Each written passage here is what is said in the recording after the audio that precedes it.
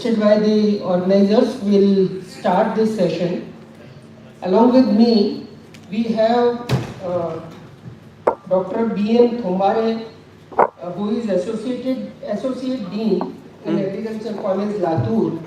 He is expert in animal husbandry and dairy sciences. He has worked a lot on Devani and other indigenous breeds. Then rapporteur for this session is Professor Dr. D.S. Chauhan, who is also in animal husbandry and dairy science, MPKV, and he also has worked in indigenous breed improvement work, and all the indigenous breeds of Maharashtra they have worked upon, and since last 14 years they are associated with the Devani farm. So rich panel is there, I feel, and we'll be having 3 sessions.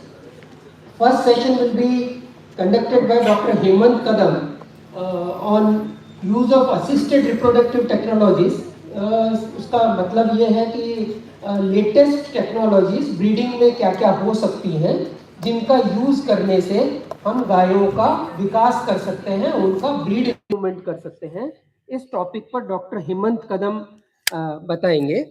दूसरा जो topic है वो indigenous cattle research कम training centre के doctor S माने और doctor धीरज कनखरे present करेंगे। वो strategies and practices of ICRTC for sustainable and continual indigenous cattle farming के बारे में बताएंगे।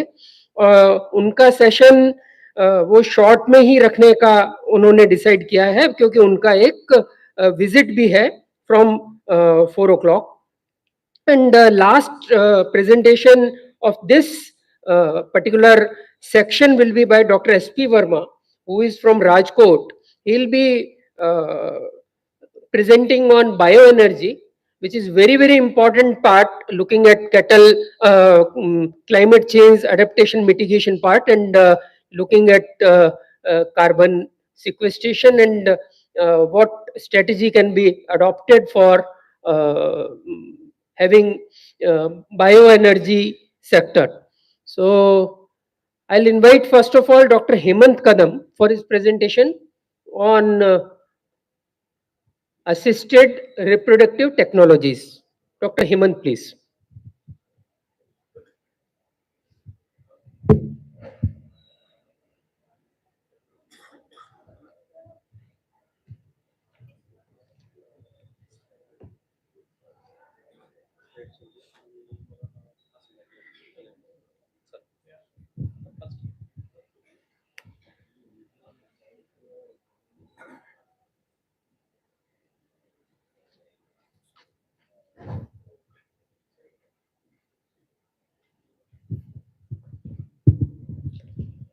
So, good afternoon to all.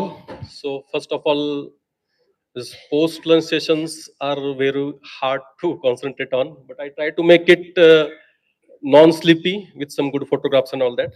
So, first of all, I'm very much thankful to this organization committee to give me an opportunity to represent myself and my organization at this IDA platform. So, in the morning session, most of the dignitaries talked about animal statistics, animal policies, and all that. So, when it comes to ground level, it comes individually at the individual animal level. So, in this presentation, I will just try to speak out what ART tools can be used to improve the individual animal productivity. So, this statistical slides I purposely put because all the today's theme is about all these figures I mentioned in these slides. In the morning, sir told that our milk production is almost 230 million metric tons in last year, which is 23% of the global production, milk production. And Sodi sir was insisting it should be increased by 40% to 45% in next coming years. The per capita milk consumption is 460 grams almost per day. And the major, sorry, point. There's a pointer nahi hai? Pointer. Nahi hai? Sorry. But Yes, sir. Yes, sir. Sorry. With these technologies. And the next is faster multiplication of the desired genetics or desired breeds, conservation of desired breeds, increased selection intensity for particular traits. In the morning, we were talking about, we are not discussing some traits. We are just talking about the milk production, milk production, milk production. But with this technology, we can look for some traits like high FCR, good body conformation, leg and feet conformation, udder conformation, etc. So, what an animal owner or farmer except from a cow or his animal? She should produce good milk or more milk. She should eat less feed and fodder. She should never be sick. She should give calf a year. She should look healthy. And longevity obviously means more lactations, more productivity. So these are the ART tools what we can use at Indian conditions. We used it, we tried it, we validated it, and they performs very well or they works very well. The first is AI. Is one of the oldest AI ART tool used since last 1950s. The second is synchronization. Third is embryo production. It may be either through conventional embryo production or through IVF. The next is early pregnancy diagnosis, then sex sorted semen. This is the very recently tool. Then genomics. Nowadays, goat semen is also available. And the last is activity monitoring or health monitoring because AIT or IoT or AI, it again adds to the ARTs. So actually, when we talk about ARTs, these should be the ideal parameters. So these should be gold standards under our conditions, but many times it doesn't happen. So intercalving period should be 365 days. So calving to first service should be 60 days. The cow should hit postpartum, it should be around 70 to 80 days. Then calving to conceive it she should take about 90 days. Conception rate should be 70% in heifers, primipara heifers, we can say. So average consumption is cow should be 45 to 50%. The service per consumption means AI per consumption should be 1.5 less than 1.5. Average age at first calving should be 14 months. Average age at first, sorry, breeding should be 14 months and calving should be 24 months. So these are the ideal parameters every farmer or every animal expect from its animal. So first we'll talk about the AI or artificial insemination. This is almost since last 50, 60 years, we are using this technology, and I am very proud to say that the door-to-door AI service is introduced by BIAF first initially. Manibhaiji approached some foreign countries for this doorstep delivery, small containers, because those days there were heavy containers used in the other countries. But this, we can say, motorcycle model with 1.5 or 3 liter container was introduced by Manibhaiji, our founder. And I remember one of a few of our seniors used to tell that in early 80s, BIAP used to give incentive. The farmers which are doing AI, BIAP used to give incentives. What are the advantages? Means the advantage of AI in terms of disease control or import or export of the semen. Then AI or semen has become the foundation for expanded breeding schemes like synchronization, time AI, embryo transfer, in vitro embryo production. So millions of cattle are being bred annually in India using AI as a breeding tool. I'll give an example. BIAP is producing almost 10 to 12 million semens every year. So out of which 50% is consumed by in our own program. So we can say 5 to 6 million semen is being used by BIAP's own program. So we just imagine whatever the semen produced used throughout the country by other agencies also. So it played an immense role in white revolution. So the cement product for cement production throughout the country, MSP norm is being followed, and it facilitated the use of better science for the good production, and good records are available. So why AI is preferred? This is the one of the basic tool and preferred by most of the farmers. The first reason is one of the cheapest AI tool available at doorstep of the farmer. It's easily available, better genetics at field level. Use in buffalo is increased tremendously because of good results. We used to say that buffaloes are seasonal breeders. It's not like that. Buffalo, we can breed buffaloes throughout the year with good success rate of AI. It can be combined with Easter synchronization to reduce the calving intervals. Recent advent of sex sorted semen. This is again the new technique. And nowadays it is being used in goats also because goat semen is also available with us. So if these four protocols are followed, means good AI techniques gives good results. So end of the day, what we want is the good pregnancy with good semen. So next is synchronization. So most part of the stress synchronization is done with the manipulation of the maybe GPG like that. So third, and very recently, this tool now is being used regularly at farmers level also. So it's embryo transfer technology. So actually, what is embryo transfer? It's just a deposition of an embryo which is produced from the good pedigree and is being deposited in the uterus of the recipient animal. That recipient may be low yielder. And what is the is why it is used actually to improve the genetic potential of the livestock with the faster pace, to improve the improve and sustain the productivity of dairy livestock, to produce the genetically superior bulls and bull dam. This is very important when the sementation part is concerned, production of good quality breeding bulls, and use of ATT for the conservation and improvement of required breeds of livestock. So embryos can be produced by two ways, just I previously discussed. One is by conventional technique, and another, the new technique is the IVF or in vitro embryo production. Now, this is the difference between in vivo embryo production and in vitro production. Shortly, we can say this in vitro embryo production is having good number of embryos per donor per year with more number of cows from a donor. The cost involved is also low compared to MOET because the time time period is very less. We can repeat the cycle every 15 days. Like in MOET, it takes around 36 days. The cycle continues for 36 days. As far as IVF is concerned, it's hardly 9 days cycle. We can produce embryos within 9 days. This is the short how this IVF cycle works. We collect the oocytes from the live donors. We keep it for the, these are the oocytes. We keep it for the maturation for 20 to 22 hours. Then we keep it for the fertilization for 16 to 18 hours. Then for 6 days, we keep it for the culture for the embryo production. On say ninth day of the cycle or seventh day of the fertilization, we either transfer the embryos or we freeze it. So these are the elite donors being used for this embryo production. The main part of this ET is that when we talk about the AI, the potential of the breeding bull use on the larger scale. When we talk about the ET, the potential of the female is used on the large scale. So the donor plays very important role in this embryo production through IVF or MOET. These are the good donors which are used for this embryo production. So now for ET also the MSP is standardized at the Indian level also. So this is about only milk production. So these are the standards for only milk production. But in future day, I'm sure that the other tests like GBV or body conformation, FCR, those tests will be shortly added in this MSP. So basic requirement for this embryo transfer is good recipients, good embryo, and recipients with good quality CL.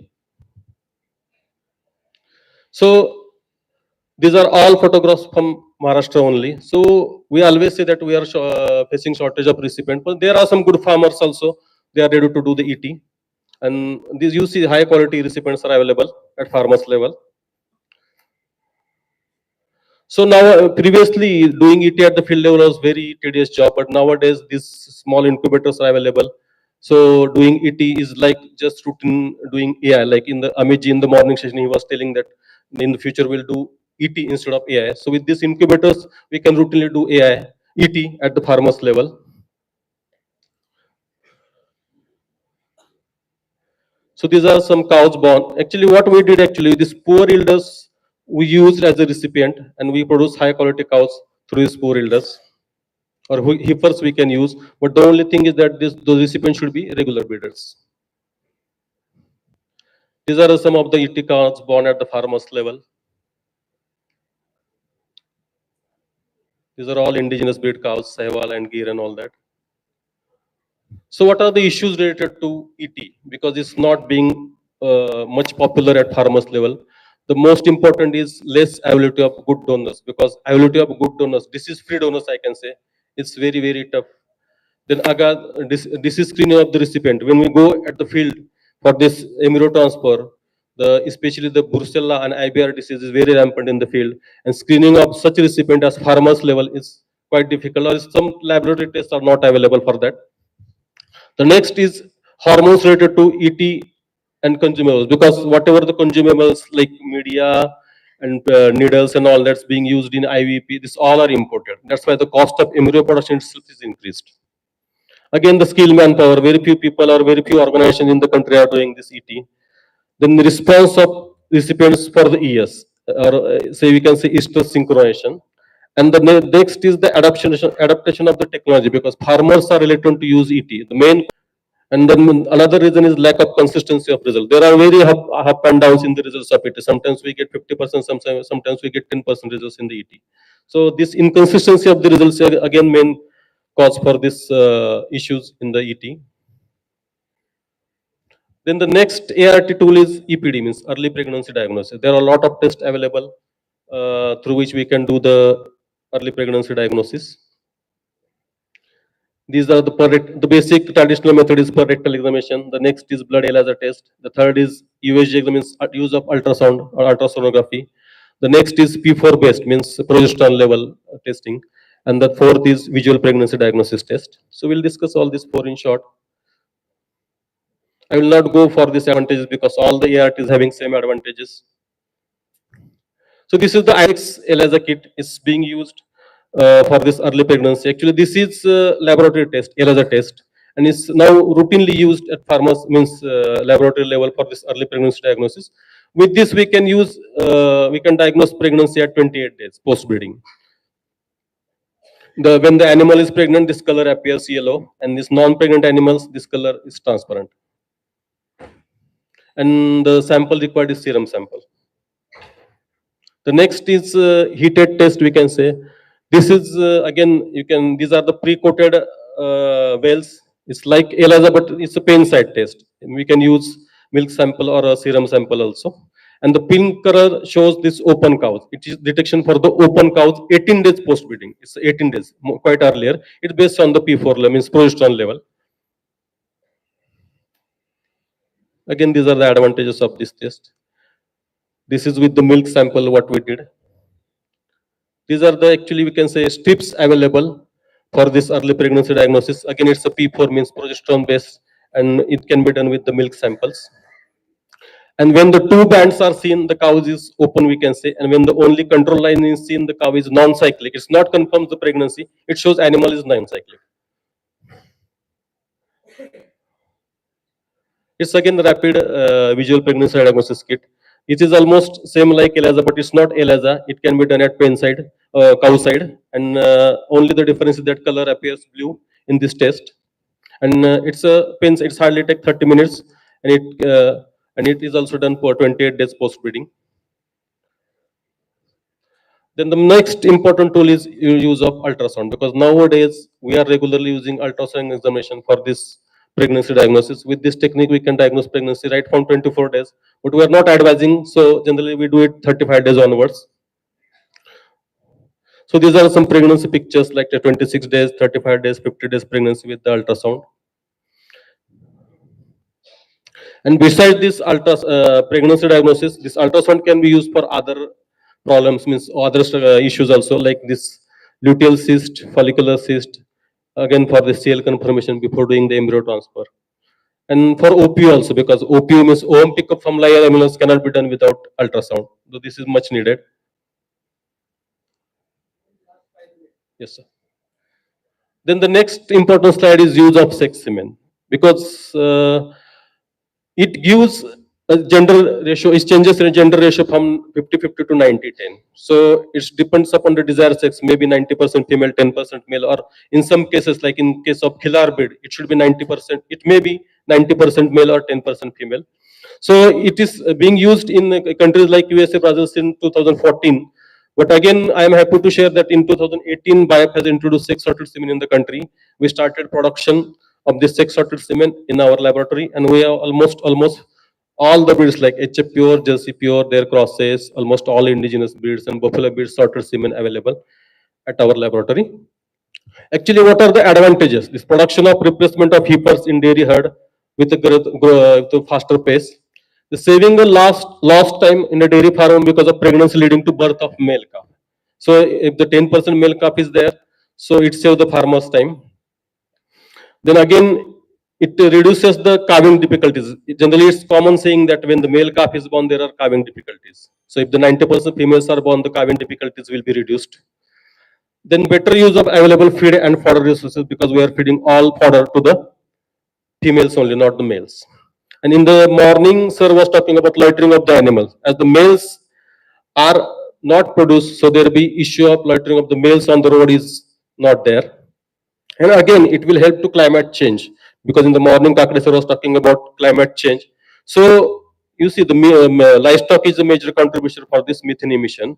If you reduce feeding to the cows or we reduce the number of male calves, ultimately that will lead to the less carbon methane emission. So in slide, I just try to show how this use of sorted semen within 5 years change the herd or replace the herd. So I just share these 4 cows which are giving 4 cows in a year. If the farmer is using, this is the routine or conventional semen, that is the sex semen. These are if the by conventional semen, first year male cows and 2 female cows will be born. With the males and 13 females will be born. So in this conventional sorted semen, only 3 males will be born. Then the next is genomics. In simple language, genomics is like we can say predict the production of the future production of the animal. In Marathi we say बाळाचे पाण्यात दिसतात. तसा हा प्रकार आहे की we just predict the production performance, how the animal will perform in the future in its early stage, very early stage, maybe say 8 days or 10 days old. So it helps for the selection of good quality males, females, especially males for the semen collection. So now besides this breeding value, we are now working means BIF, NDDB, and NBGR. It's a collaborative work. We are working on the different trades or SNP chips for these different trades for this in this dairy industry.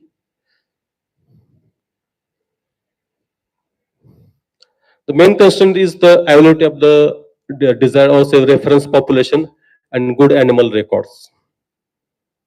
So this is last slide. I think this is the take-home message that how these ARTs are useful. There is a general agreement among the animal scientists that the single most important cause of economic losses in the animal industry is the reproductive inefficiency. The new advanced technologies like ARTs described have a potential to add the desired developments in the farm breeding animals. Further developments in advanced reproductive technology is the need of the hour, and as the farm animals offers greater future potential for the economic development. This technology will be a valuable research tool for enabling scientists to gain the deeper understanding of the livestock reproduction. And the greater challenge lies ahead in the animal research is to integrate, potentially exploit these novel technologies under Indian conditions for the benefit of the end user. Means ultimate end user or farmer should be beneficial by using these technologies. It's final. Thank you. Question answer will take after all these 3 sessions. Yeah. Now I'll request Dr. Mane and Dr. Dheeraj to come for their presentation, please.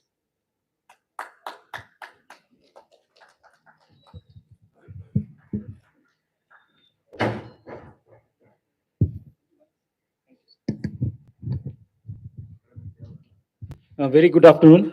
I'm Dr. Dheeraj Kankare. I'm working as a technical head and professor in charge in Indigenous Cattle Research Cum Training Center, a small center, which is here in Agriculture College, Pune, 2.5 kilometers away from this place. And we are doing a little work with so many different aspects, conservation and IVF, embryo transfer, how to utilize cow dung and cow urine, etc. So we are having a visit at 4 p.m.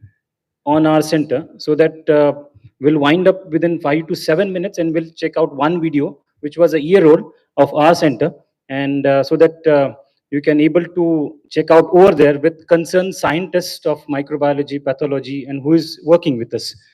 So friend, it's so fascinating, electrifying, and literally a breathtakingly beautiful to be with all prodigious scientists and persons with the scientific magnanimity. It's cheerful all the time when we are with them, and so many persons are there to whom we are learning from all the time, and they are also encouraging us. Next, please. So it's a small team that we are working over here in the Indigenous Cattle Research Cum Training Center. These are the all objectives what we are going through. Conservation of indigenous cattle breed through the IVF. We have combined with National Dairy Development Board, and we are working together on farmers' place directly, right in Kolhapur, Sangli, Satara, Pune, and various districts of Mahatma Phule Agriculture University. So we are doing free of cost on their farm with the help of NDDB through our project, which is mainly based on Gir, Sahiwal, Red Sindhi is yet to cow. Thar Parker is already there on our center and also on our center farm of Animal Husbandry and Dairy Science Department in Rahuri. We are doing so much of different studies, comparative study of milk, cow dung, and urine, which is already mentioned about the urine and dung by our Honorable Vice Chancellor in the morning session. Biogas slurry, it looks so simple that biogas anyone can do that, but after what it is actually solid liquid separator, then again what to do with the slurry, and again, so we are not wasting a single drop of cow dung and cow urine over here. It's in sort of a demonstration purpose. So and it's also there on Cyber Club Farmer. I will come to that later. So many things are we are working. We are having 4 projects right now, ongoing 4 projects. This one is there. Second one is cow tourism center, and all that. Then IoT based, Dr. Mani Saib can tell about this. IVF Initi, we have targeted more than 150 right now. 32 is already there on farmers plus on our own farm. 32 calf is already born. Thar Parker, mostly Gir is there, Sahiwal is there, and Thar Parker is there. We are waiting for the Red Sindhi. Then this is always there, but for the sustainability is not an anyone cup of tea. It's very difficult to achieve the sustainability because from so many years we are talking about the agriculture sustainable and dairy. But how we can make it sustainable? Simple ways we need to give. Right, and machine is already available over here, which costs around about 75,000 rupees. This machine, the ice cream over there, so we can the farmer can make it, and we are having experience that number of in many exhibitions, and we are keeping the machines, and we are having in 4 or 5 days we are earning around about the turnover is 1 lakh rupees. So why can't a farmer will have his own behind roadside, so that instant ice cream machine or simple technique? We love to go simple. The Durang and Jessing are the management gurus, and they told one thing, KISS, keep it simple, stupid. So I love that philosophy. Why to run behind the much more difficult technology and all that? So let's start from the basics so that farmers can understand. So there are various products we are selling out. Our farmers are selling ghee around 3,500 rupees per kg. Fulton, then Suresh Landesa from Nagpur, he's also selling around near about that. We are selling around 2,500 rupees per kg. So demand is everywhere. We could not able to fulfill that demand about ghee. It sucks, the machine sucks, and powder is prepared. From that powder, we are preparing so many articles. One of the vice chancellor from the Gujarat Agriculture University, Organic University, he visited and he told that out of from this powder, 183 articles we can prepare. How many? 183. We were shocked to know that. We are producing around 8 to 10. So this can be at sustainability in all goshalas and everywhere. So if machine is there, so we are working on this machine as well as we have hired, we have purchased from Kisan. He will be also there. So like all various products on cow dung and all, 3 to 3.5 kg cow dung is needed to convert into 1 kg powder and then around, and it costs around, the labor cost is major. Gaur gum is around 25 to 30 rupees, and 30 kg if we assume dung, 50 to 60 rupees, only the material cost, and rest is labor. So it goes around 250 to 300 based on labor. 1 feet Ganesh idol I'm talking about. So we are selling number of time 500 to 600 rupees. We are giving to the students, and students are selling on the counter, on sale counter of the R gate. So students are sometimes they are giving, through courier they are sending to Hyderabad and everywhere, all different parts of India even. So they are doing the marketing. They are purchasing from our side, and they are earning that minimum profit. So this is also biomix, everywhere it is there. So what is new that in that? So we are taking trial. Our Honorable Vice Chancellor say that now center is already ready. On right hand side, the dairy premises will be there. On left hand side, all trials will be there. So you can check out right now. There will be 2 scientists from Ganeshan Research Station. One is agronomist and one is soil science. They will explain you whatever produce farm and vermicompost, biomix, or whatever phosphate-rich organic manure we are producing, all we are utilizing for production of various vegetables and all that. And what is the things are there, they will tell you over there. GoCast is also produced. Here it is. GoCast is there. So this is best part for to save the environment with the cutting of trees and all that. So it's a basic. And this is IoT. The demonstration of this app, Dr. Mani will give you over there. Would you like to explain now or afterward? Okay, fine. So he has incorporated all formulas, NRC1, NRC2, and Burman 1 and 2, and we are on the verge of area specific, because there are so many trials in this. So right from 25 rupees to 25,000, am I right? The app is available. So if he does not want to purchase an app, he can have it. Advisory will go automatically. If you want to do this automatically, do things automatically, then he needs to invest something. But this is what we need, a simple thing for the farmer. So this is online. We have Facebook channel, a small team. We don't have social media team and all that. A senior clerk or something, students, they are doing a small team doing all this work. We are having Sahiwal Club Facebook page also. So combined together, I think it is more than 50 lakh views we are having it. So just now we are having, this is unpaid. Our honorable vice chancellor said that now make it paid, so that it will reach to more and more number of people. We are having one thing that Dr. Mane and we are all doing 30 seconds to 1 minute videos. So nobody is having time that much. Whatever activity we are doing on the farm, same we are capturing in the mobile, and the editing team does no any social media, any farmer, it won't move further the uh, sustainability movement.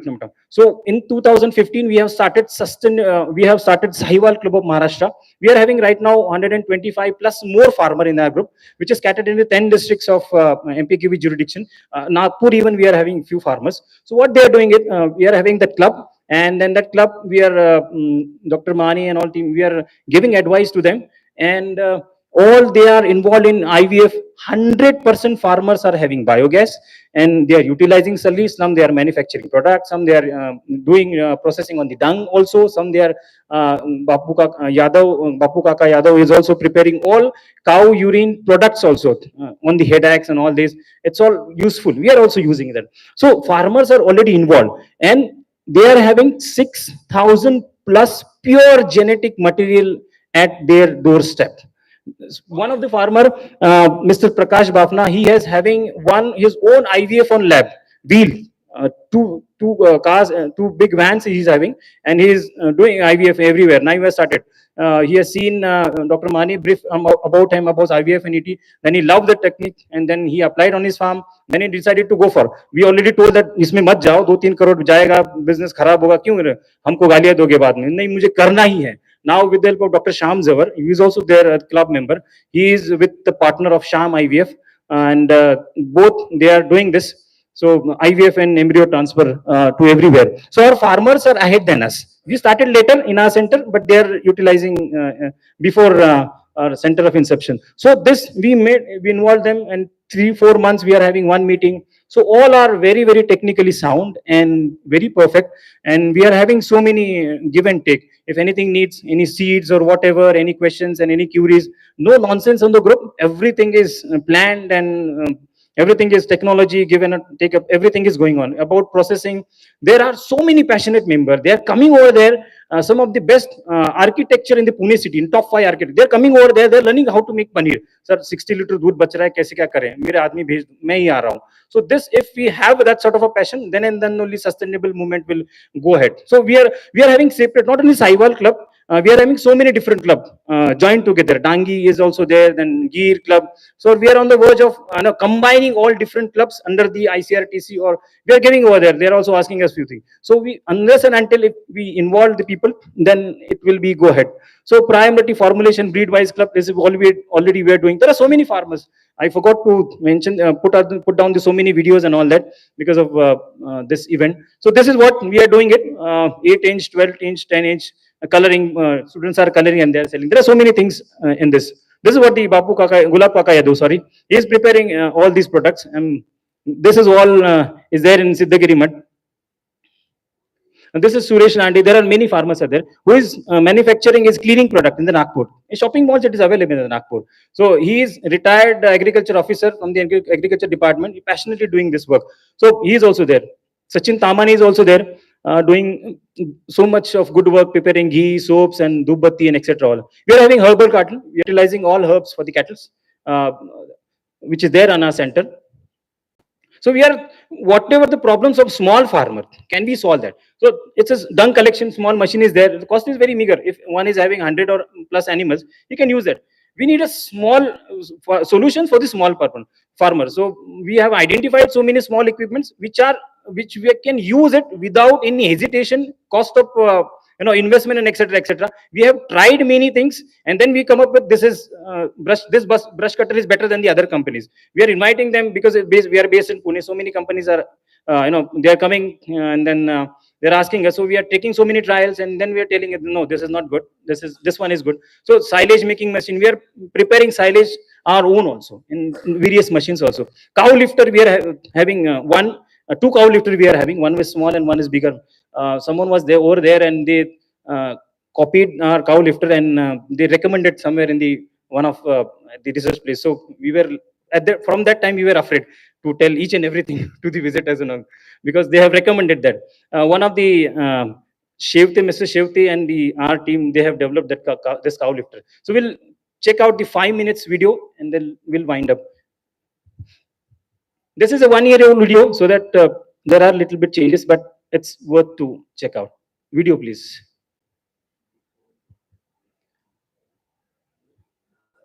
Direct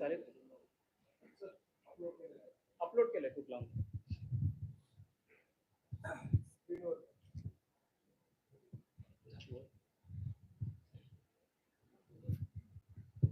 upload केलंय.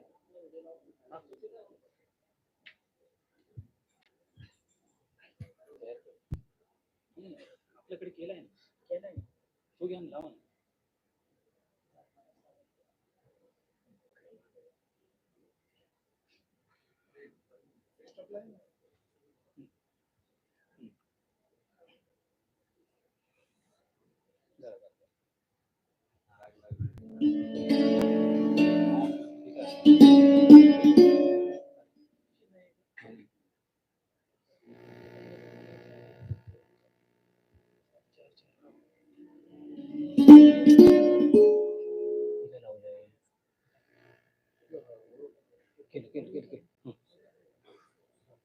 एवढे full आहे.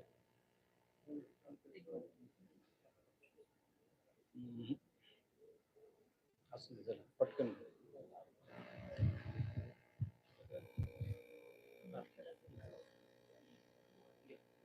हजारों ऊर्जास्वित युवाओं को सृजन रचनात्मक।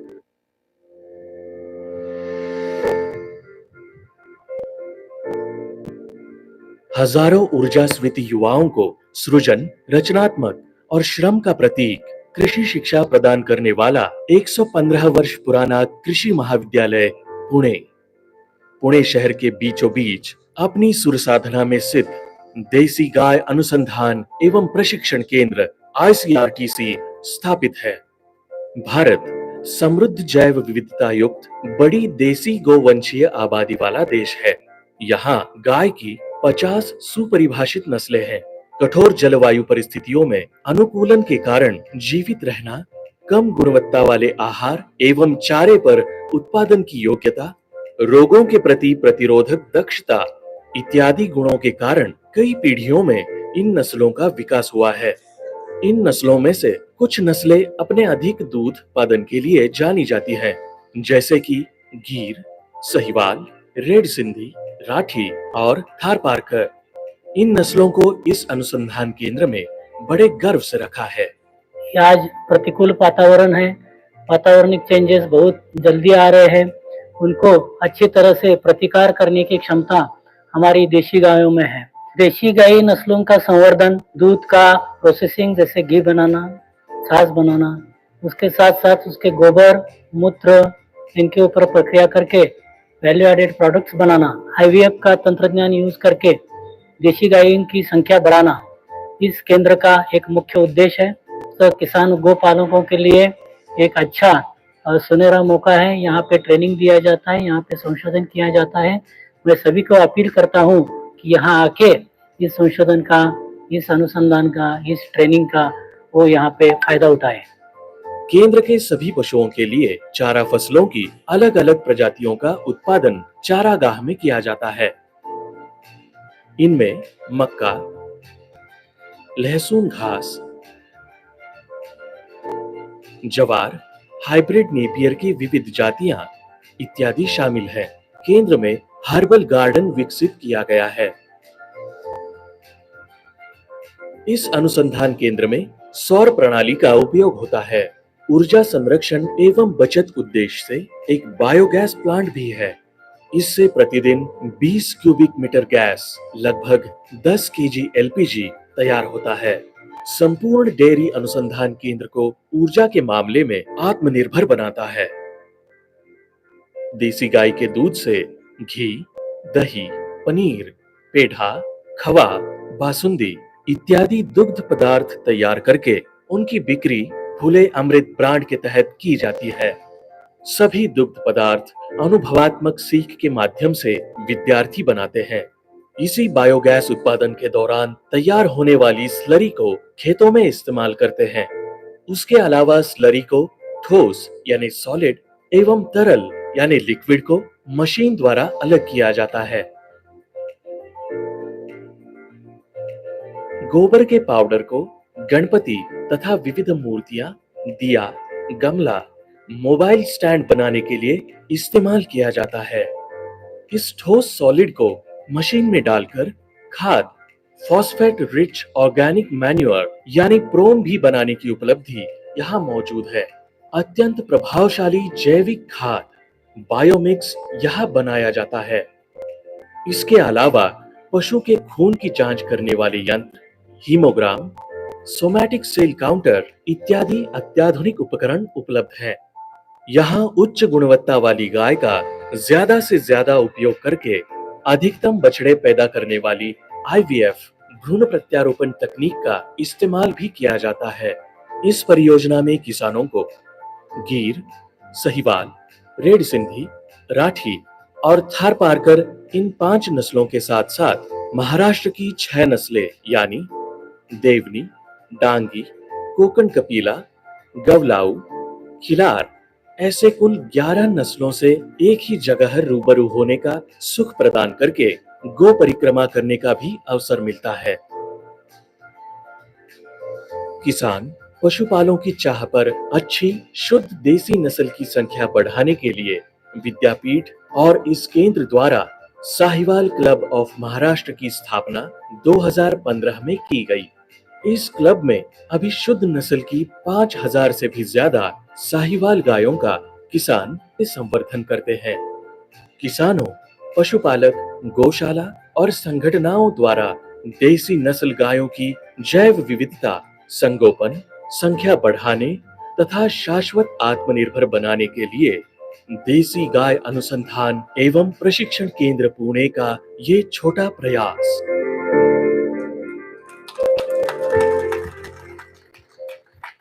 Thank you very much. We rarely get the opportunity to wear like this dress and to present something because we are on the all the time. We are in sports shoes and jeans and t-shirt. So thank you very much. Thank you.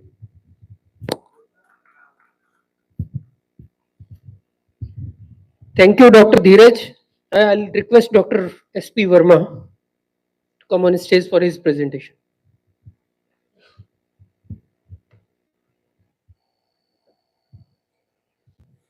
Verma sir, I'll request you to complete it in 15 minutes, please.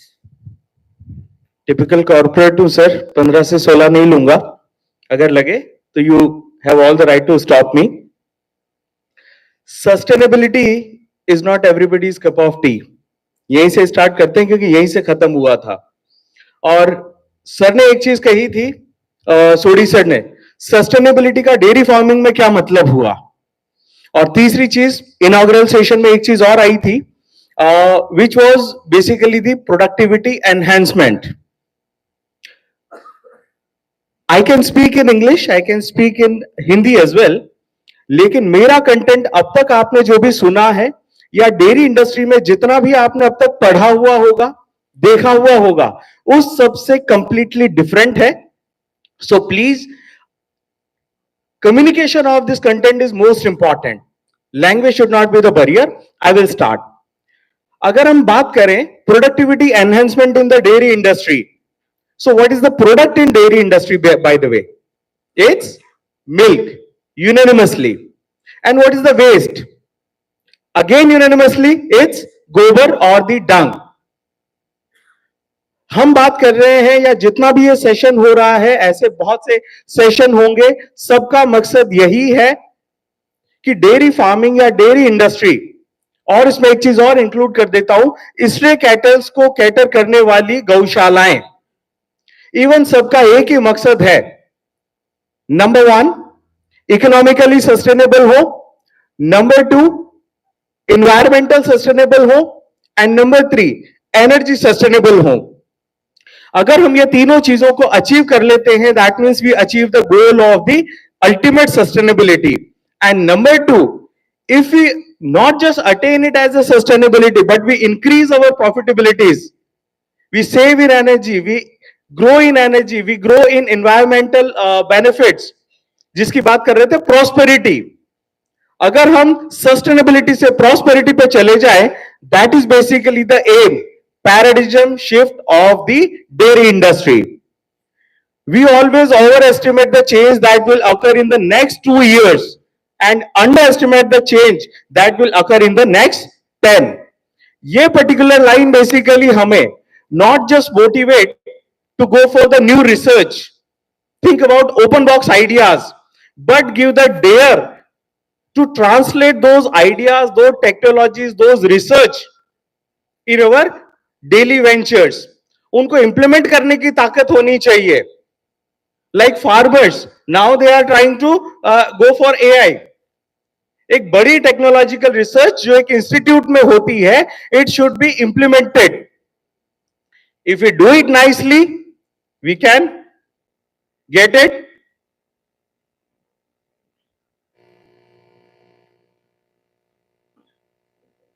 For everybody, the product of dairy industry is milk only. I differ it, I strongly differ it.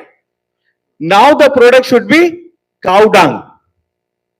I will change the definition. It is basically the ruminant bio waste. हम एक academic institute में है, I will use the technical terms as well, the academic terms as well. Cow or any bovine animal is basically a bioreactor for us. And the product coming out is basically the ruminant bio waste. Now, what are the property of this ruminant bio waste? अगर हम इस डंग की properties को analyse कर लें, तो हम एक स्टेप आगे बढ़ सकते हैं। Similarly, if you talk about Koreans contribution, सबसे बड़ा कंट्रीब्यूशन क्या था? नॉट दिस की डेयरी मॉडल बना, ये तो एक बिजनेस मॉडल था। सबसे बड़ा कंट्रीब्यूशन था वो पहली पॉस्चराइजिंग की मशीन जो यहां पर बनी, क्योंकि उसके बाद आपका प्रोडक्ट मिल्क नहीं रह गया, उसके बाद आपका साइकिल खुलती है milk processing, and then we get this prosperity and wealth generation in the dairy industry. तब हमारे पास थाउजेंड्स ऑफ प्रोडक्ट्स दिखते हैं। Similarly we will start with the same mindset जो आज से कई सालों पहले हुआ। If we know the properties of the dung and if we are able to do the processing of the dung, that means we are able to open a new way of our ventures, and that's why I promote dung processing. Aim: scientific disposal management and valorization of the ruminant bio waste. अगर हम ये achieve करते हैं, we are achieving our environmental sustainable goals. हमें गोबर का उत्पादन कम नहीं करना है कि गोबर कम हो जाए तो मीथेन जनरेशन और बाकी चीजें हो जाएगी, नहीं। हम चाहते हैं गोबर का भी प्रोडक्शन ज्यादा से ज्यादा हो, जैसे मिल्क का प्रोडक्शन बढ़ रहा है। Why? I will tell you in the next slides. Enhancement of sustainability and profitability of the dairy farm. जब हमारे पास एक प्रोडक्ट मिल्क है, तो मिल्क प्रोसेसिंग की टेक्नोलॉजीज डेवलप होने से वी आर, और अगर हम अमूल को बना ले तो we are talking about the 1000 crores of the ventures. Similarly, अगर हम एक पैरेलल लाइन ड्रॉ करते हैं डंग प्रोसेसिंग की, तो हम बात कर रहे हैं basically $1 trillion. And it is not just a lame estimation, but I will show it in the figures as well. The third one is the new product line, which is synthesis of futuristic novel biomaterials.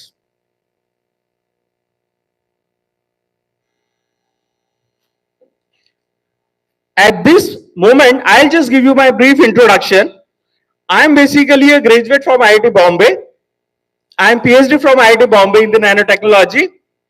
My second PhD in the marketing management from US. And for last 15 years, I had been working on this nano technology. जो बताने जा रहा हूं ये आपके लिए एकदम नया होगा, ध्यान से सुनिएगा, समझने की कोशिश कीजिएगा। Whatever question are more than welcome. Cellulose होता क्या है? We all are familiar with that. Any fibre we see around is basically a cellulose. हम पेपर इंडस्ट्री में, पल्प इंडस्ट्री में इस चीज को बहुत करीब से देख रहे हैं और बरसों से देख रहे हैं। There are set practices, set machineries, working styles, everything. हम 100 टन वुड चिप को प्रोसेस करने वाली, पल्पिंग करने वाली यूनिट्स देखते हैं। अब आप इमेजिन करके देखिए कि आप 100 टन काउ डंग को प्रोसेस करने वाली और उसमें से सेल्यूलोज को सेपरेट करने वाली एक बड़ी सी फैक्ट्री देख रहे हैं। You are separating the cellulose as well as the lignin. हमारे किसी भी डंग का या रूमिनेंट बायोवेस्ट का दो ही मेजर कंपोनेंट्स होते हैं। One is basically the lignin which is a binding agent, एक तरीके का अधेसिव है, और दूसरा is our cellulose which is basically either the hemicellulose और द अल्फा सेल्यूलोज। अगर हम इन दोनों को सेपरेट करते हैं, basically we are breaking the dung, we are doing the actual processing, we are not just changing the shape of the dung. अभी तक आपने डंग प्रोसेसिंग को जितना भी देखा होगा, actually we are trying to change the shape. चाहे आप उसे 2 इंच के मॉडल में डालें या 20 इंच के मोल्ड के अंदर डालें, we are just changing the shape. But here we are basically first time breaking it into the particles in the constituents which are it made of. तो लिग्निन और सेल्यूलोज को सेपरेट करने के बाद basically there is no effluent, यानी हम environmental sustainability की बात कर रहे हैं। वो काउ डंग जो बेसिकली अपनी रॉ फॉर्म में एक एनवायरमेंटल हैजार्ड है, जब वो प्रोसेस होता है और लिग्निन और सेल्यूलोज सेपरेट होता है, हम बात कर रहे हैं दो बायो मटेरियल्स निकालने की। यानी हमारा process zero emission, zero effluent emission, और दूसरा जो एंड प्रोडक्ट्स हमें मिल रहे हैं वो मिल रहे हैं बायो मटेरियल्स। यहां तक में प्रॉफिटेबिलिटी नहीं आती क्योंकि सेल्यूलोज मार्केट में उतने अच्छे प्राइस पर नहीं बिकता। And there comes the intervention of the technology, which maybe Ma Saraswati has blessed me that I am the one who studied on this for last 15 years and now we have developed a commercial unit of it.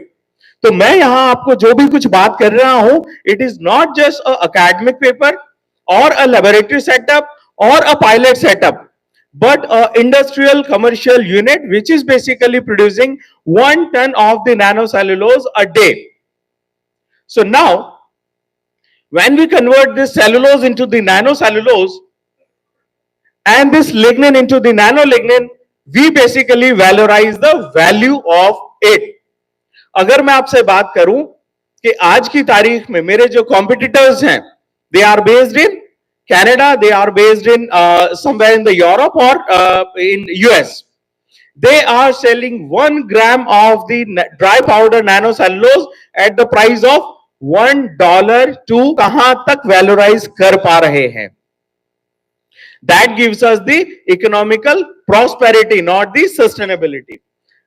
ये product होते क्या हैं? नैनोसेल्यूलोज basically आपको 3 format में मिलेगा। One in the fibrous form, other one is the crystalline form, और तीसरा जो हम बेसिकली लाइफ साइंसेज में इस्तेमाल करते हैं which is bacterial नैनोसेल्यूलोज।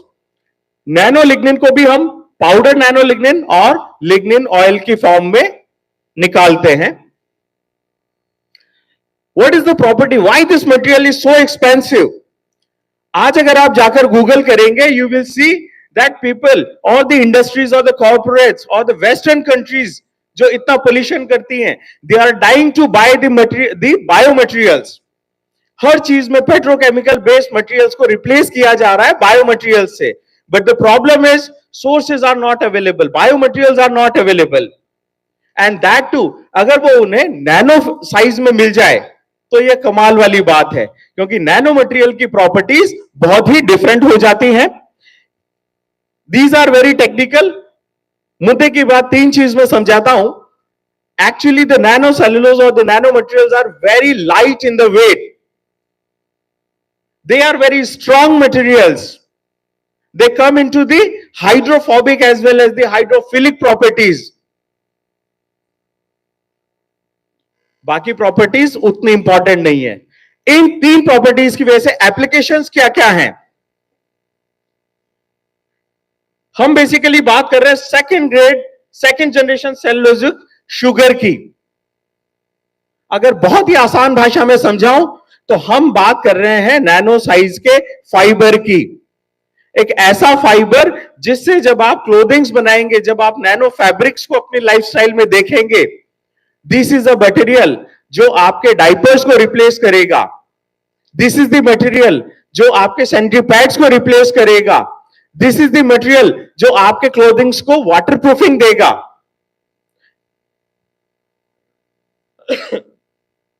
Any coating industry, as I told you, it is having hydrophobic as well as the hydrophilic properties. इसका मतलब किसी भी इस सरफेस को अगर आपको वाटरप्रूफ बनाना है, you will be using the nano cellulose in the crystalline form for the hydrophobic properties. Coating industry, metal industry, leather industry, your paper industry, everything is using it. Agriculture, glass, leather, paper, furniture, defense sector, semiconductors, and what not. Application of the nano lignin. I'll just take 30 minutes for this lignin part. और ये बड़ी बाकमाल चीज है.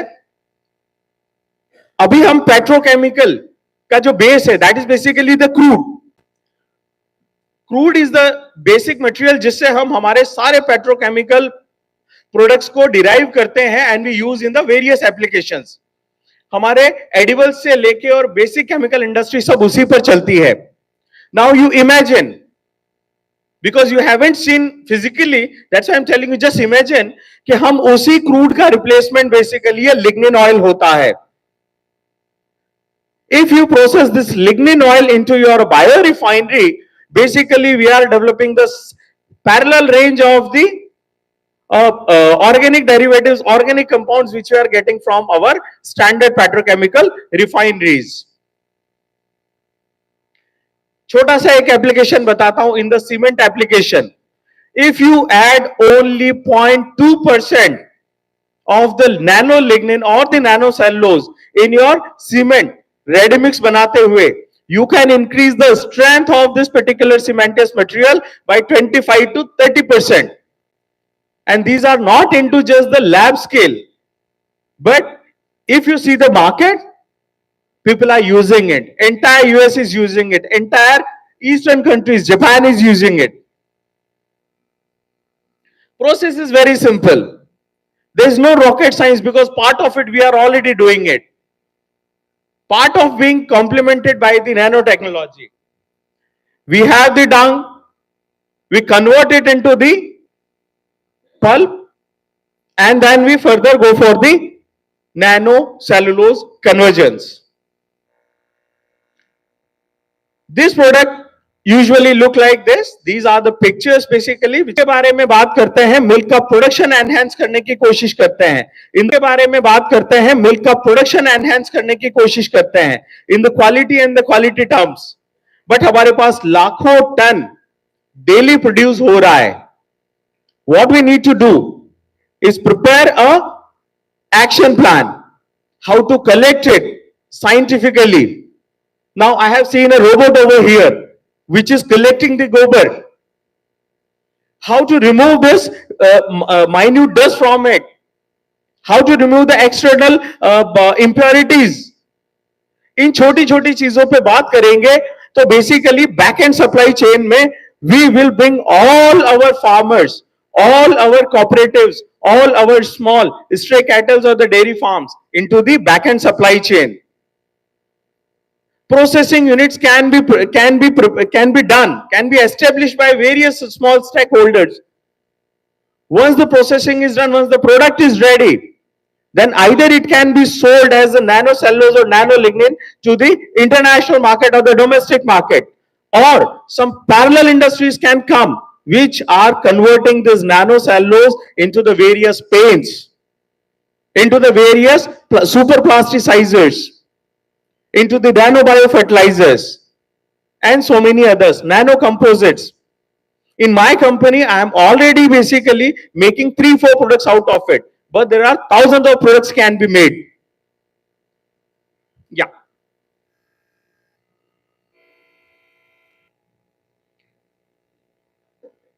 Last slide conclusive statement. मुद्दे की बात तब तक सबको हिट नहीं करेगा जब तक इसका मार्केट पता नहीं हो. बना लिया रॉकेट बन जाएगा, लेकिन आगे क्या?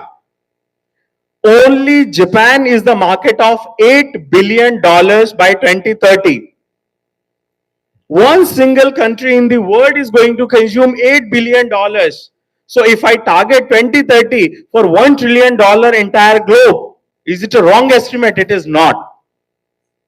Currently, US itself is using $250 million by last year. So there is a market, there is a technology, there is a commercial established model available. We already have one unit in the Ahmedabad commercially working, and we are coming up with 5 other units. Now the idea is why we are talking about it here. It's a patented one. The goal number 1, which is my concluding statement, number 1, think and please talk about the dung processing also. Let's gather more information, more knowledge about it, more discussions about it. Keep a parallel sessions about it. हमने गोबर से गोबर gas बना लिया, उसके बाद क्या? Because उससे प्रॉम बनाने से हमें वैल्यू नहीं मिलता है. यहां तक कि सप्लाई चेन को कंटिन्यू और इंटैक्ट रखते हुए वो जो ड्राई स्लरी उसमें से निकलेगा, ड्राई पाउडर निकलेगा, अब हम उसे कन्वर्ट करेंगे नैनो सेल्यूलोज और नैनो लिग्निन में. और जो लिक्विड स्लरी होगा, that is basically our LFM. That LFM will not disturb our save to soil mission. हमारा जो गोबर गैस से हमने बायोगैस बना लिया, वो हमारा एनर्जी सस्टेनेबिलिटी पे काम करेगा. और जो तीसरा पोर्शन जो हम बेसिकली सॉलिड ऑर्गेनिक मेन्योर की बात कर रहे हैं, उसे थोड़ा सा चेंज करते हैं और नैनो सेल्यूलोज पे जाएंगे. We'll open another segment of the market. So farmers to be educated for respecting the dung, because ultimately last thing, गौ में वसते लक्ष्मी. अगर हम $1 ट्रिलियन की बात कर रहे हैं तो एक्चुअली गौ में वसते Lakshmi. Thank you very much.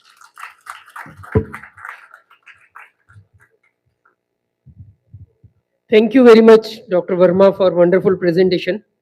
Now, we have completed all these 3 very good presentations by Dr. Hemant Kadam, Dr. Dheeraj, and Dr. Verma.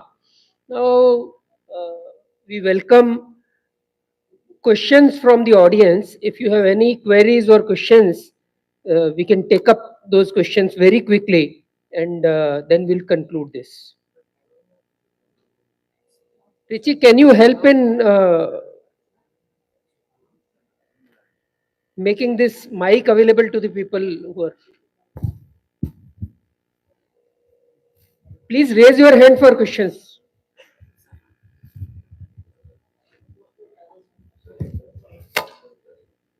Good afternoon to one and all.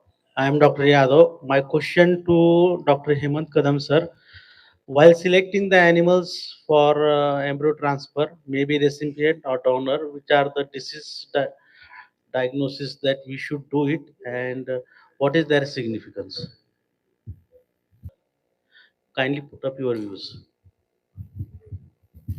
Actually, to be honest, if we just do the survey of IBR, almost 40 to 50% animals are IBR positive, and it's a dream to make the IBR free herd. So that's why this most of the veterinarians, they are not going for this IBR screening, and it's very difficult to get IBR free animals.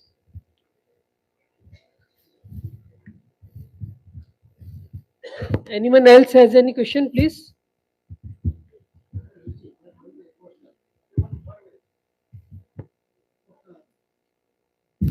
The poster presentations are already there, and those who have participated in the poster presentation and the judges request you to please be around that poster presentation area, because the evaluations will now happen. So please ensure that you are there for the evaluation time. Thank you.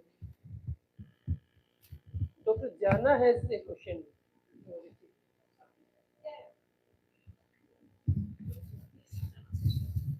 In one of the presentations related to cow dung.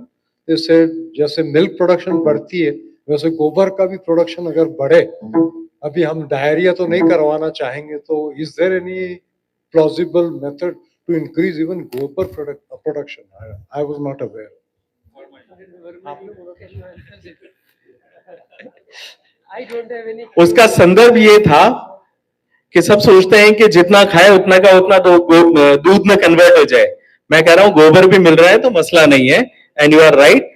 अगर हमें पतला मिलता है या diarrhoea हो जाता है तो ये हमारे नैनो सेलुलोज कन्वर्जन में हेल्प करता है, बट यस, एनिमल क्रुएल्टी को छोड़ते हुए हम जितना भी उसको पौष्टिक खिलाएंगे, जितना उसमें से मैक्सिमम वेस्ट कन्वर्ट हो सकता है वो हो जाए, हमारे लिए उतना काफी है।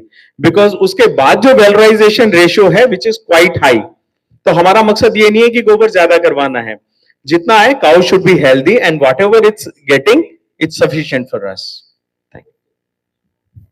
So, is there any possibility directly get this nanocellulose from the fodder? The question is a bit tricky. I will ask the correct question. जब आप एनिमल फोडर की बात करते हैं, basically you are talking about the plant bio waste, and what I am talking about is the animal bio waste. तो आपके सवाल का जवाब ये है, हाँ, किसी भी एनिमल प्लांट बायो वेस्ट से, चाहे वो आपका किसी भी तरह का प्लांट हो, उसमें से आप नैनो सेलुलोज को और लिग्निन को सेपरेट कर सकते हैं। थोड़ी सी टेक्निकल उसमें दिक्कतें आती हैं, because in the plant the bond between the cellulose and the lignin is very strong. So when you break it, it requires lot of cost. But जब हम बात करते हैं ruminant bio waste की या animal bio waste की, basically ये कुछ ऐसा है कि वर्ल्ड में I am the only one which is talking about in the working in this field. लेकिन मैं आपको बता दूं, ये एक बायो रिएक्टर है। यहां पर पहले मैकेनिकल ग्राइंडिंग हो रही है, उसके बाद में enzymatic reduction of the size हो रहा है। इसलिए हमारा जो सेलुलोज और लिग्निन की बॉन्डिंग ब्रेक होने का काम है वो काफी हद तक फ्री ऑफ कॉस्ट इस रिएक्टर में हो जाता है। इसलिए हमारा जो बाहर का काम होता है वो थोड़ा इजी हो जाता है। That's why this particular patented technology is commercially more viable than the competitors and it is basically more productive. So, can we conclude now? So there is a indication from Prajapati sir also that we should conclude. So we had 3 sessions. I'll just conclude in 2-3 minutes. First session was by Dr. Hemant Kadam, और हेमंत कदम जी ने हमें reproductive assisted reproductive technologies के बारे में बताया, जिसमें मुख्यतः कृत्रिम गर्भाधान, embryo transfer, OPU IVF, early pregnancy diagnosis, estrus synchronization, नई तकनीक के रूप में सेक्स सॉर्टेड सीमन का उपयोग ताकि 90% बछड़ियां पैदा हो सके, और जीनोमिक्स ताकि आपको पहले से ही पता चल जाए कि बेस्ट क्वालिटी का बुल कौन सा है जिसकी आप रियरिंग करेंगे तो आने वाले फ्यूचर में आपको बेस्ट क्वालिटी के एनिमल्स आपको मिलेंगे। इसी प्रकार से सेकंड जो सेशन था डॉक्टर धीरज ने वो इंडिजिनस जो उनका सेंटर है उसके रेफरेंस में बताया, उसका हम विजिट भी करेंगे। वो बहुत ही वंडरफुली कंजर्व कर रहे हैं 5 ब्रीड्स को, उसमें ईटी आईवीएफ का यूज भी कर रहे हैं, मिल्क डंग यूरिन की कंपैरेटिव स्टडीज भी कर रहे हैं, biogas, cow tourism and many more activities they are doing.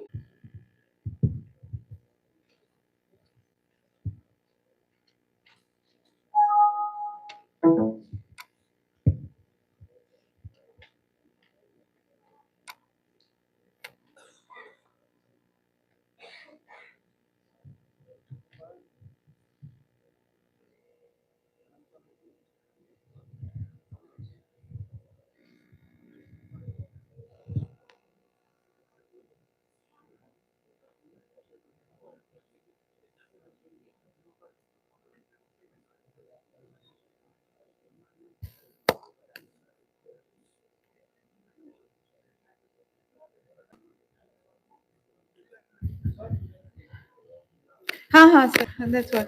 So I will request Dr. Juneja to please felicitate our speakers for today. अच्छा है कोई? हाँ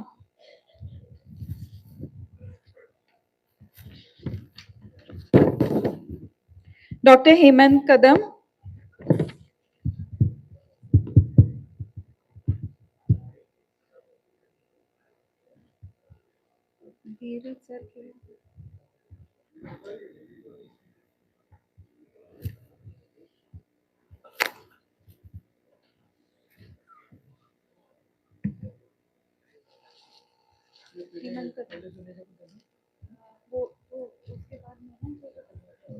ये कौन है? हेमंत कदम, हाँ, डॉक्टर हेमंत कदम.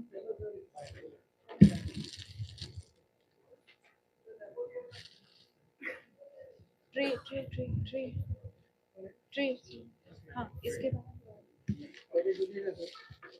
डॉक्टर कंकरे, डॉक्टर माने. हाँ, डॉक्टर माने का है क्या? डॉक्टर सोमनाथ माने नहीं? अच्छा, doctor SP Verma.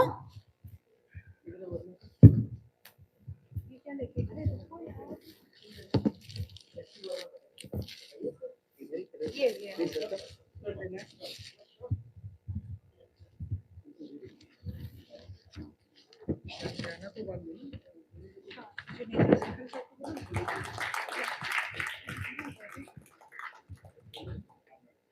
Okay, I'll also request Dr. Juneja to please felicitate our co-chairman for the session, Dr. B.M. Thombare.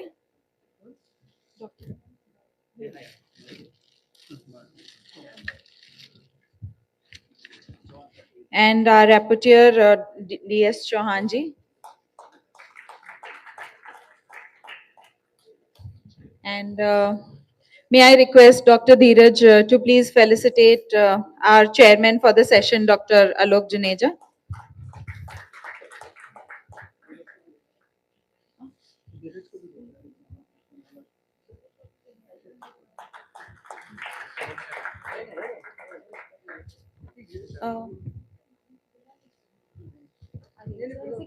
Dr. Mane, please.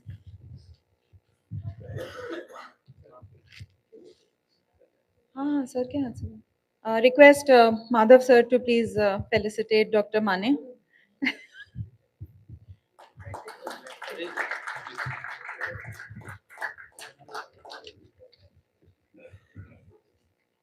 Thank you, gentlemen. And let me take you to the next session now. Our next technical session is on innovations in the industry. And our chairman for the session is Mr. Arun Patil. He's the vice president of the Indian Dairy Association. Our co-chairman for the session, Mr. Vineet Shah.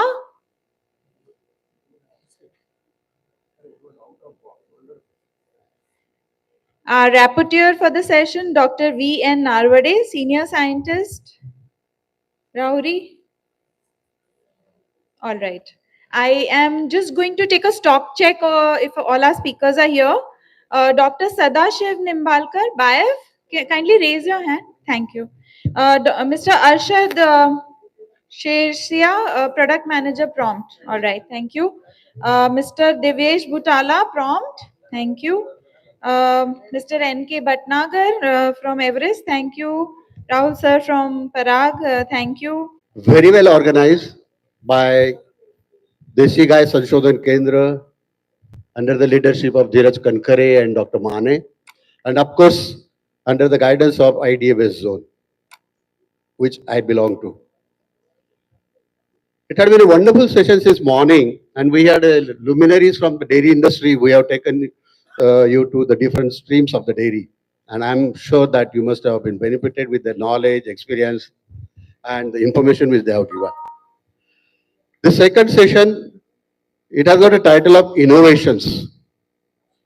As you are all aware, for growth of any industry, for growth of any faculty of the life, unless and until there is some innovation, unless and until there are some new ideas, new concepts which are studied, moderated, and implemented successfully, we cannot go ahead. So, we have to address the innovations and new practices adopted by the different verticals of the dairy industry. And we have got a very good lineup of the speakers, starting from Dr. Sadashiv Nimmakar from BIF. He will be talking on ethno-veterinary practices. Dr. Nimmakar, yeah. As you know, for all the diseases and all the ailments, we have got the allopathic treatment. Of course, though we have inherited Ayurvedic and other things, but still we have been in vogue for that new allopathic treatment.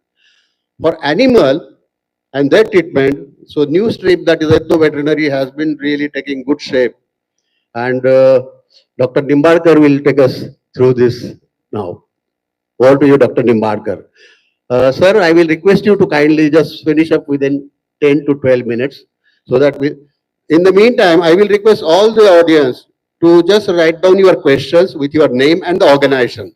Because if you have got some questions to be addressed, even write the speaker to whom you are addressing that question so that those sheets are passed on to us and we will address you them. Thank you so much for your cooperation. Dr. Nimbarkar, please.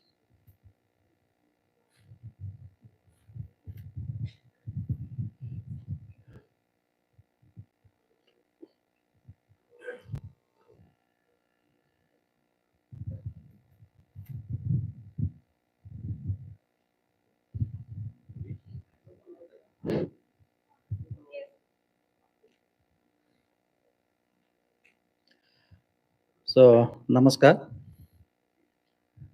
So, today I will be talking about the olden system of medicine, very old.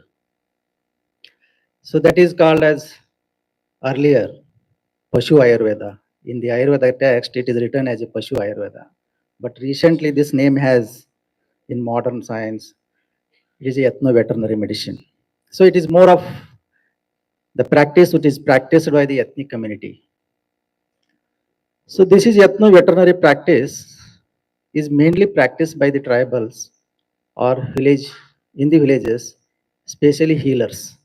So just I want to share the how healers are working in the villages with their dedication without expecting anything free of cost. Not only today, since thousands of years, this knowledge has transferred by one generation to other generation. So this is the definition we can say at present. So ethno-veterinary practice is an age-old traditional practice practiced by treatment of the ailments or diseases in livestock using plants. Many times we always confuse with ethno-veterinary means only related to plants. No. Along with plants, there are some minerals, there are some animal-based products the Vaidyus used to use and practice and treat the animals. So this is, we should be very careful ki ethno-veterinary means not only the plants. And it is being practiced by the local community from generation to generation. There is a history of 1,000-year-old in many ancient scripts. Just I will show you here. See, if you go Ayurveda, Vedas, many a times in the morning, they talked about Veda. In livestock, it started from the Vedas. Since Veda, in many scripts, in Rig Veda, Yajur Veda, Atharva Veda, they have mentioned few species.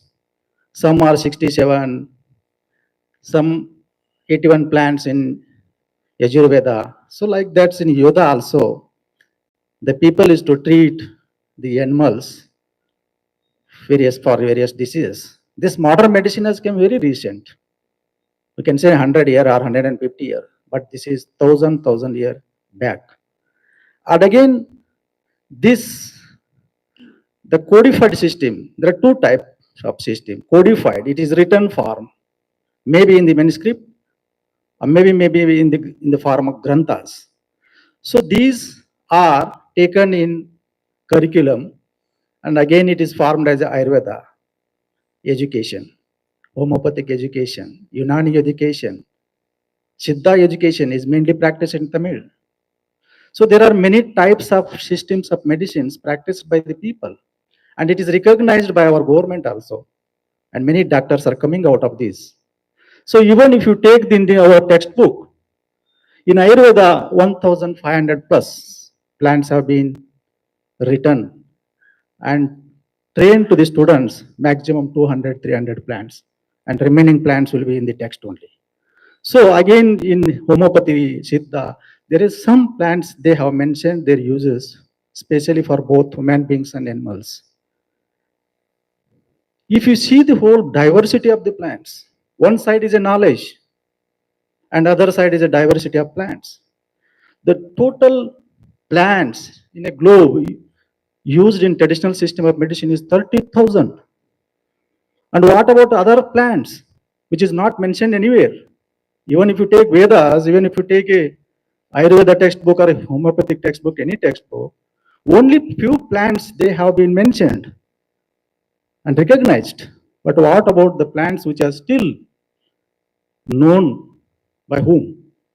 That is a question. So if you go, the flowering plants in India itself, 18,000 plus. And folklore medicine, that is Vaidyus who practice using the plants, more than 4,000 plants. Again, it is not written. It is just uska grandfather, pass ho gaya father, then present. Next, we don't know what will going to happen. There is no written for. So in BIF, we tried our level best to do something to conserve knowledge for the future. So in Thalgar district, we had some good work with the Vaidyus. We have a network of more than 200 Vaidyus in Palghar. So they are doing this ethno-veterinary practice. And we documented near about 179 species information used for different diseases in the livestock. Again, if you see for each element or disease, minimum 14 or 16 plants they use. Few it does with the 2 plants. There are who use single therapy. Only one plant they use for one disease. So there is many n number of formulations is used by the Vaidyus, and this knowledge is just in their own mind. Nothing is written. Nowhere it can be seen.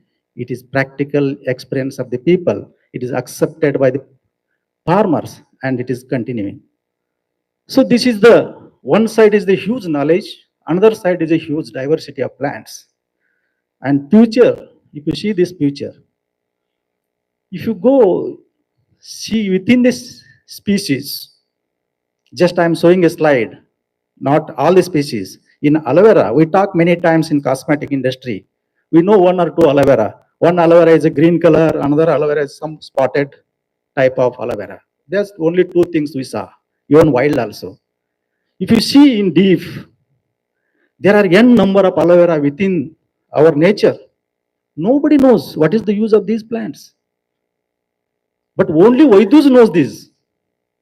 But nobody is ready to go and write it. Nobody wants to do it as form of documentation. So these are the diversity within aloe vera. If you see other species, just think on other species, how many diversity we have. We have a 16th mega biodiversity in the world. Such a huge biodiversity of plants, other side huge biodiversity of knowledge. How much we are taking care of it? This is a question today. Again, just within one species. I have this species. Have you seen this red aloe vera? If you cut aloe vera pulp, if you come out under the sun, within a fraction, it start using the blood like juice. It is there in the nature. And Vaidyus are searching for this plant. Nowhere we can find it. Very rare. It is very near to extinct. Once it gets extinct from the nature, who will bring back? No one, no scientist can bring. Only Brahma has to come to create new thing. So this is the situation. Do you know how much deforestation is happening? How much species are just going in the endangered stage? Very many n number of species are in endangered stage.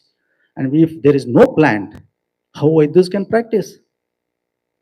You should remember many of the drugs which we are practicing today, modern drugs, are many of them are derived from the plant. They are derived from the plant. Even malaria medicine derived plant they plant. Many drugs are derived, and if there is no plant today, what medicine will bring today, tomorrow? This is the risk of plants. There is a species need to conserve. Again, the important thing we should know, there are n number of plants which are highly poisonous, low, moderate, and highly poisonous. That is known very well by the Vaidyas. Very well. But these poisonous plants are highly medicinal if you make it purification. We know purification word today, but earlier days, 1000 years back, Suddhikarana. They know how to make a Suddhikarana. They're making Suddhikarana of these plants and they're treating the animals today. And these are the plants are very commonly, if you take leptidine, there is a tablets in veterinary science, leptidine for increasing the milk, letting down the milk.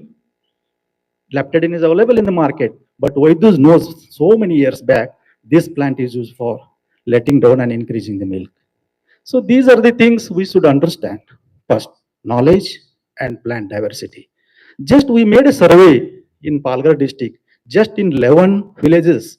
We just assume in 11 villages, 96 Vaidyas. Just I categorized. You can see age between 51 to 60 age group, there is a maximum number of Vaidyas. When age goes on, increases, the number is definitely decreases because many have died. Once the Vaidya get died, the knowledge also vanish out. Once the knowledge is vanished, then there is no question of bringing back.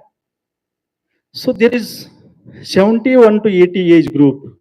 Only few Vaidyas are there in the village. They have tremendous knowledge of plants. Each Vaidya will talk about 100 species. 100 species information each Vaidya. It is not a small. Hundreds of formulation he can tell. But these Vaidyas just practicing for serving the people. Seva Bhava. No money, nothing is here. Just Seva Bhava since so many years. And youngsters, they see this parasthiti, jo hai idhar, 30 to 40 year ka group, youngsters, young youths, they don't want to practice. They don't want to continue this because there is some constraint in that. It may be laborious, very difficult to go in the forest, bring, make decoction, that, this, very laborious. But in modern medicine, very simple. Take injection tablets, give it to the animal or human being within a fraction, get problem solved. Because of many constraints, the young youths are not ready to continue the father's knowledge. So, suppose if after 50 years, once the knowledge get vanished, then the plants which are there in the earth, it will become a weed. Even though it is a medicinal plant, people simply consider as a weed. Earlier in agriculture university, there is no weed department. Now weed department has created. But for our Vaidya, there is no question of weed. वैद्यों के लिए कौन सा plant को weed नहीं बोल सकता हो. So all the plants, including poisonous plants, are highly medicinal plants in their sense. So this is the one thing just I want to share here. And being a BIF is very old organization, more than 57-year-old, since 25 years. And as an individual, since 30 years, I involved in this line, veterinary practice. I know many plants. So here, our approach in our BIF is do first documentation. Take the knowledge of the people, keep somewhere. Somebody in future, he can study and do something for that. Second, whatever knowledge you documented, validate. It doesn't mean that जो सब बोला है वो सत्य है, जो बोला है सत्य नहीं है. That need to be validated. But being a toy, being a shirt pant, we go in the village. Many times when I go with scientists, they ask the Vaidyas, how do you fruit? कैसे बोल रही है, scientifically काम कर रहे. अरे उसका काम नहीं है वो, हजारों साल से he is doing practice and he is giving result. That's all he knows. But being a scientist, we people, being a knowledge like us people, being a student like us, it is our duty to prove it. उसको नहीं बोलना है, उसको क्यों question करना है? हम बाद में आए, वो पहले से है. That need to be understood. So this is the evaluation has to be done by the people like you, the scientists like you. That is our duty. And then after evaluation, if you get a sound one, then sound practice need to be continued. See, this is again out of 179 plant. There are 9 species. It is only 11 villages information I'm talking about. If you survey all the villages in the India, how much species it comes? So there are 9 plants are in red listed, very near to extinct. Again, the Vaidus, maximum they prepare trees. We don't know why. They prepare trees and followed by these herbs and clambers. And again, within the tree species, they prepare leaves and bark. And it is very serious matter now again. If they using bark regularly, there is again survivability of plant is questionable. So that need to be very clear. So some of the very sound practices, I documented n number of medicines from the Vaidus, more than 500 Vaidus information I have, more than 400 species information in my database. It is just kept as it is. See, out of so many formulation, I found as an individual, along with some veterinarians, so this is one of the best medicinal plants used for endoparasite. Mucina, yeah, Mucina furans, cause coolie बोलते हैं ना, just itching आते हैं उसको. So this is best medicine for controlling the intestinal worms. So this is the formula, please. I will not go over detail. You just check. It is pharmacological effect, toxicological effect, everything need to be studied. But its effect on animal, especially on worms, is very excellent, very effective. So this we did on goat just to check. We surveyed 900 plus goats, collected the fecal sample and sent to the lab, and there is a high, moderate of worms, and we taken the high affected goats, and we found 36% nil count after treating the plants. Low count 36 again, and moderate 19, and no effect. It means it has something effect. So that need to be understood properly by laboratorical support. So this is simple method, not to go with high technical. Yes. So this is related again endoparasite, best formulations. So I will share with you if you somebody wants to do something on. This is Chibad. This is one of the best plant for controlling the ticks. So this is the formulation told by the Vaidus, and they themselves finally given this is the one of the best in Palghar district. This is the formulation they are using for all the plants. This is what we did in the villages. We crushed and we sprayed to the animal, and we have got a good result out of this. And again for mastitis, you believe me, in veterinary science, how much antibiotics we are giving? The whole milk is with antibiotics now because of mastitis problem. And this is one of the best medicines. Even NDDB has doing this. And so simply apply external application, no oral application. With this, we can take a good result. So these are the Vaidus group we have. We are working with those people. We are taking to the forest, and they are telling, sir, this is the plant we required. Please conserve it. Give it, we will conserve. So that is their concern. And we are training the farmers with those. And we have a nature cover ashram in Urli Kanchan. BIPE has a very old nature cover ashram. There we are taking and we are giving scientific background to the Vaidus so that the traditional knowledge and scientific knowledge together, they can do something for the public. So these are the publication I brought. I written, these are the publications, and I think that will be useful for the mass. And this is the database of all 200, 300 plants, which is available, all detailed information. So that can be taken. Thank you very much, sir. Sorry for that. Yes, sir.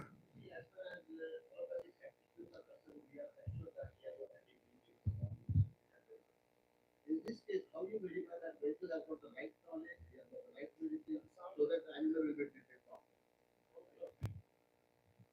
Sir, this is basic what we did is, so they are practicing since long and people are accepting. Because of that, it is continuing. That is very clear. And the people itself telling it is not scientifically we are proving. We are trying our level best, but still we require many institutions like NCL, like other things. Okay. But many people telling that this treatment among all the Vaidyus, and this is the best one. We have a social validation process where we will see the literature. For example, if you take goodwill plant, the Tinospora plant used for fever, he used for fever. And whether it is in text written like a Jwarahara, in Ayurveda they tell it is like a Jwarahara. Jwarahara means curing the fever. So if support that, it means that Vaidya is doing something. There are n number of parameters we have selected, that is called social No, validation. that is fine, but ultimately, today's world, unless and until there is some authentication, certification, so that it can be cross-checked, that is my question. Yes, sir. Thank you very much. Thank you. Definitely, these are the new concepts, though they are the traditionally old and from our ancestors, but we have to practice it and we have to prove they are cost-effective and they are really good for the animal and the society and environment. Thank you so much. Well, as you are all aware, for the boosting the milk production, breeding, feeding, management, these are the three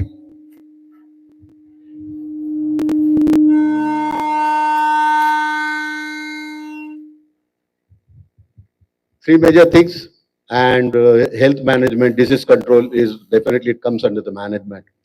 But with all the extra milk or whatever milk we produce, unless and until it is properly treated, processed, we cannot make the products. So here comes uh, Mr. Arshad Serasia, product manager from Prompt. They are the people who are giving chillers, sustainable solution for instant milk chilling. You see, any agro produce, milk is not exception. It carries some inherent bacteria with that.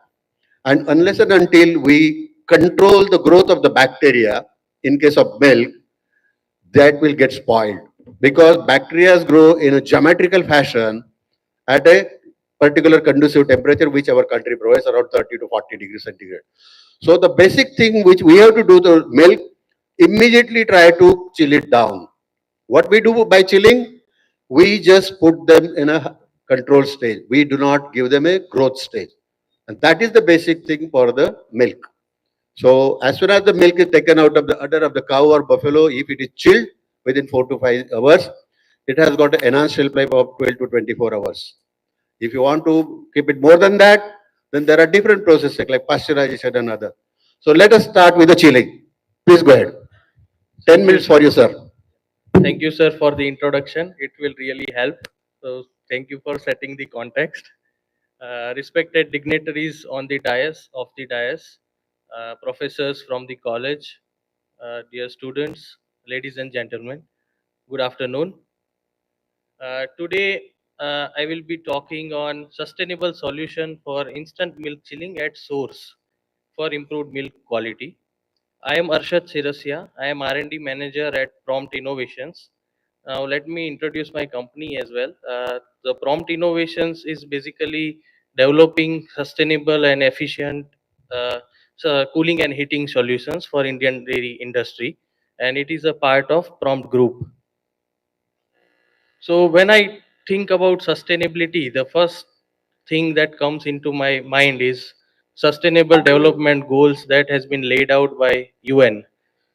तो जो हमारी company काम करती है वो तीन areas को cover करती है. One is innovation, one is zero hunger and climate action. अब ये चीज़ों में हम कैसे कंट्रीब्यूट कर रहे हैं वो मैं आपको आगे वाली जो स्लाइड्स है उसमें एक्सप्लेन करूंगा. आगे जो भी स्पीकर्स आए उन्होंने सबने इंडियन डेयरी इंडस्ट्री के बारे में बताया है कि मिल्क प्रोड्यूसिंग में हम नंबर 1 है इन द वर्ल्ड. बट उसके साथ ही एक अलग पहलू है कि जितना ज़्यादा मिल्क है उतना स्पॉइलेज होने के चांसेस भी ज़्यादा है. अब ये स्पॉइलेज क्यों होता है? तो मिल्क है एक बहुत पेरिशेबल प्रोडक्ट है, उसमें बैक्टीरियाज होते हैं. तो जब मिल्क अडर में से निकलता है, जब मिल्किंग होता है, तो वो प्योर मिल्क होता है इन टर्म्स ऑफ बैक्टीरिया. अब क्योंकि इंडियन कंडीशंस काफ़ी हार्श है, हॉट वेदर होता है हमारा, तो जब वो ये वेदर में एक्सपोज होता है मिल्क, तो उसमें बैक्टीरिया ग्रोथ बढ़ जाता है, और ये बैक्टीरियल ग्रोथ की वजह से ओवर द टाइम मिल्क में स्पॉइलेज आना चालू हो जाता है, वो खट्टा हो जाता है, टेस्ट उसका अच्छा नहीं रहता है। तो इसके लिए हम क्या कर सकते हैं? तो जब भी मिल्किंग होता है, जितना जल्दी हो सके हमें उसको ठंडा कर देना चाहिए, ये एक सॉल्यूशन है। इसके लिए एक मैं ग्राफ के थ्रू आपको एक्सप्लेन करूंगा। ये जो ग्राफ है वो bacteria in milk versus time का है, और एट डिफरेंट टेम्परेचर्स। तो आप देख पाओगे कि जो शुरू में है वो बैक्टीरिया कितना होता है, अराउंड 30 लैक्स 0.3 मिलियन बैक्टीरियाज पर ml होता है। पर टेम्परेचर के साथ क्या होता है, आप देखोगे तो 30 डिग्री टेम्परेचर पे आप देखोगे तो विथ टाइम जो बैक्टीरिया बढ़ने का रेट है वो बहुत ज़्यादा होता है, और जैसे जैसे हम टेम्परेचर डाउन कर देते हैं वैसे वैसे ये बैक्टीरियल ग्रोथ जो है वो कम हो जाता है। तो इससे हमें ये पता चलता है कि मिल्क के लिए दो चीज़ बहुत इंपॉर्टेंट है, एक टेम्परेचर और दूसरा टाइम। ऐसा नहीं है कि खाली टेम्परेचर डाउन कर दिया तो बैक्टीरियल ग्रोथ रिटेन हो जाएगा, आप कब करते हो वो भी बहुत इंपॉर्टेंट है। तो it is the time also that is important, how early you are chilling that is also important. अभी इसके प्रॉब्लम्स क्या है, अगर डिलेड चिलिंग करे तो क्या क्या हो सकता है? So even 2 hours delay in chilling can cause the reduction in shelf life. Vitamin E का भी काफ़ी लॉस होता है, जो beneficial short chain fatty acids होते हैं वो भी कम हो जाते हैं। अभी आप सोच सकते हैं कि 2 आवर्स तो जो हमारा इंडियन डेयरी इंडस्ट्री का जो ऑर्गेनाइज चेन भी है, जो मिल्किंग होता है सुबह 6-7 बजे और शाम को 6-7 बजे, कलेक्शन सेंटर्स पे जब तक दूध पहुंचता है तब तक ऑलरेडी 1 to 2 आवर्स हो जाता है, और अगर वहाँ पे चिलिंग इंफ्रास्ट्रक्चर नहीं है तो आप सोच सकते हैं कि इसको ओवर द टाइम क्या बैक्टीरियल ग्रोथ होता है मिल्क में। तो ये मैं 3 चीज़ के थ्रू आपको समझाने के ट्राई करूँगा कि ये जो आप ग्राफ देख रहे हो वो एमबीआरटी वर्सेस टाइम का है। अब एमबीआरटी क्या है? तो एमबीआरटी एक मेजर है बैक्टीरियल ग्रोथ का। जितना ज़्यादा एमबीआरटी उतना कम बैक्टीरियल लोड। तो आप वो कॉन्टेक्स्ट में समझ सकते हैं। अब जब ये जो ज़ीरो टाइम दिख रहा है वो कलेक्शन सेंटर पे दूध जब आता है तब से टाइम है। तो जब हम एमबीआरटी देखेंगे, 3 सैंपल मैंने यहाँ पे दिखाए हैं आपको। एक रॉ मिल्क है जिसको इंस्टेंटली चिल किया है, और वो इंसुलेटेड कैन्स में या उसमें नहीं है। इंसुलेटेड मतलब टेम्परेचर हम उसका मेंटेन नहीं कर रहे हैं, चिलिंग के बाद ऐसे ही उसको ट्रांसपोर्ट कर रहे हैं। और तीसरा वे क्या होता है कि आपने दूध को इंस्टेंटली चिल कर दिया और उसके बाद आपने इंसुलेटेड स्टोरेज में कंटेनर में उसको स्टोर किया है। तो जो रॉ मिल्क है वो आप देख रहे हो कि विथ टाइम बहुत ही ज़्यादा उसमें एमबीआरटी रिडक्शन हो रहा है, मतलब उसमें बैक्टीरिया ग्रोथ काफ़ी जल्दी से बढ़ रहा है। जो दूसरा सैंपल है चिल्ड एंड अनइंसुलेटेड, उसमें रॉ मिल्क से बेटर है, बहुत स्लो ग्रोथ हो रहा है और एमबीआरटी का जो रिडक्शन है वो भी काफ़ी स्लो है। और जो बेस्ट सिनारियो है कि आपने उसको चिल्ड भी कर दिया सोसाइटी लेवल पे, और फिर आप उसको ट्रांसपोर्ट भी इंसुलेटेड वे में कर रहे हैं। तो अब ये कैसे कर सकते हैं हम? तो इसके लिए हमने एक प्रोडक्ट डेवलप किया है जिसको हम मिल्कोचिल कहते हैं। It is an instant milk chiller.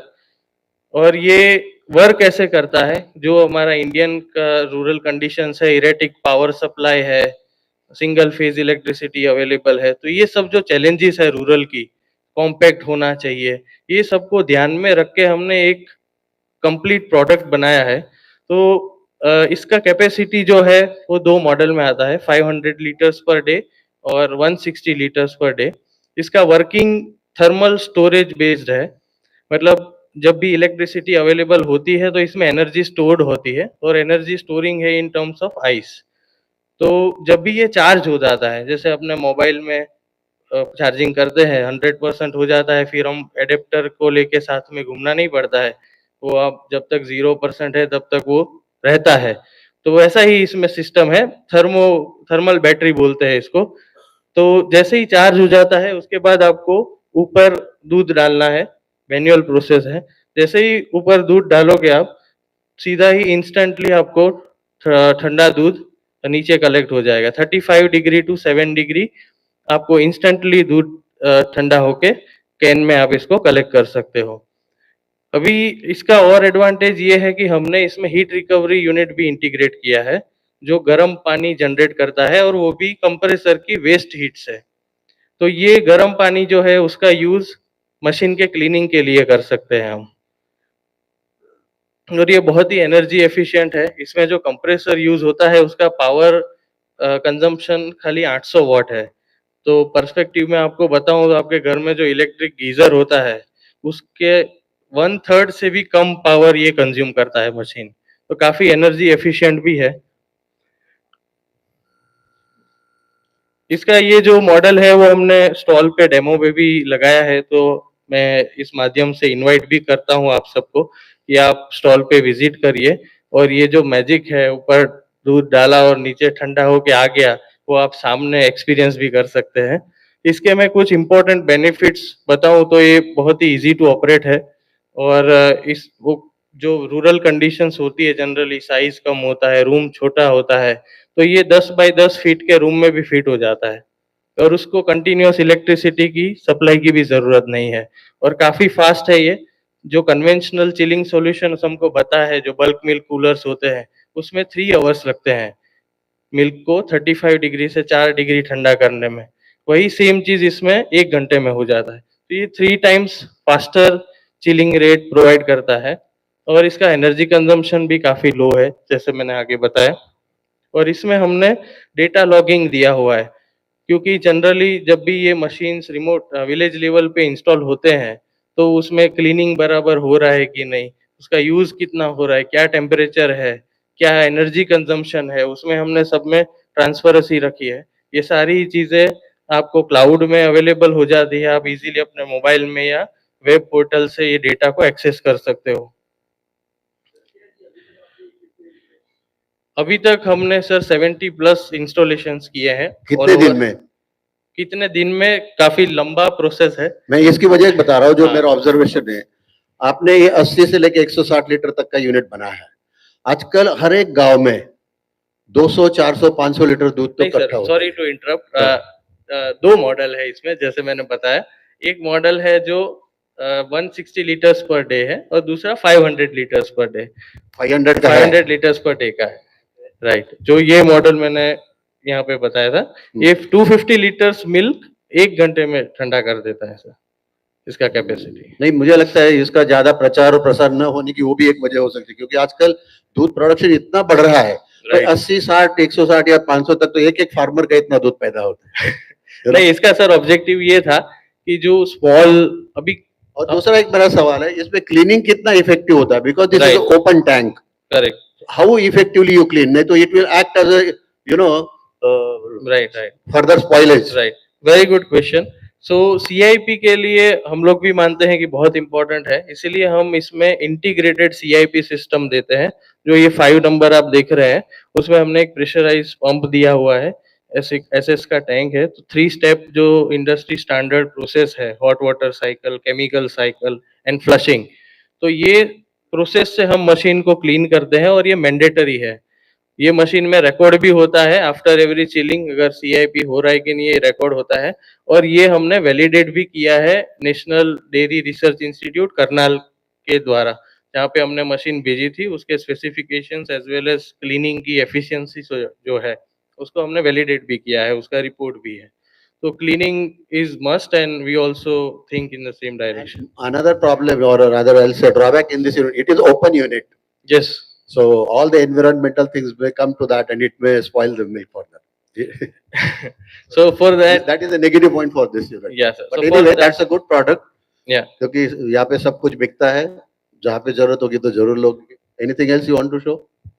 Yes, yes. Sure. So this is the MBRT difference that we can get by instantly chilling. Average of 2 hours MBRT improvement we can achieve by installing these machines at collection centers. These are the potential points of use. And the benefit of low power consumption and low energy consumption is that we can power it with solar. And we have installed 10 such units in the Rajasthan, where we have got support from the international organizations like WWF. And the purpose of this is to demonstrate the quality improvement. And after installing these systems, we have recorded no spoilage of milk, and the MBRT levels have increased from 1 hour to 2 hour compared to unchilled. इसका ये जो अभी हम sustainability बात करते हैं, energy efficiency की बात करते हैं, तो वो पैरामीटर भी बहुत इम्पोर्टेंट है। तो एक मिल्कोचिल के इंस्टॉलेशन से हम every year 6.6 tons of CO2 reduce कर सकते हैं, उतना ये एनर्जी एफिशिएंट है। ये इकोनॉमिक बेनिफिट्स है, मतलब सावरेज रेट को हम अगर 1% भी एस्टिमेट करते हैं कि एवरी 100 लीटर्स में 1 लीटर सावर हो जाता है मिल्क, जो एकदम खराब क्वालिटी है, तो भी, और अगर 50 पैसा भी क्वालिटी का इंसेंटिव हम काउंट करें तो इसका पेबैक है लेस देन 2.5 ईयर्स में आ जाएगा। ये जो अवार्ड्स काफी हमको रिकग्निशन भी मिला है इसके लिए, best sustainable product, best innovative product from national as well as international organizations, and even from the animal husbandry department we have got awards in the startup grant challenge. So there is one portal called GEM portal. अभी तक जो chilling solutions है उसमें bulk milk cooler को ही recognise किया जाता था, पर हमने काफी इंसिस्ट किया और हमें गवर्नमेंट का सपोर्ट भी मिला है। तो रिसेंटली उन्होंने इंस्टेंट मिल्क चिलर की एक कैटेगरी क्रिएट की है जेम पोर्टल में, जिसके थ्रू ये वेरीफाइड और गवर्नमेंट द्वारा वेरीफाइड और है और लिस्टेड है ये पोर्टल पे, जहाँ से कोऑपरेटिव्स और वो डायरेक्ट खरीद सकते हैं।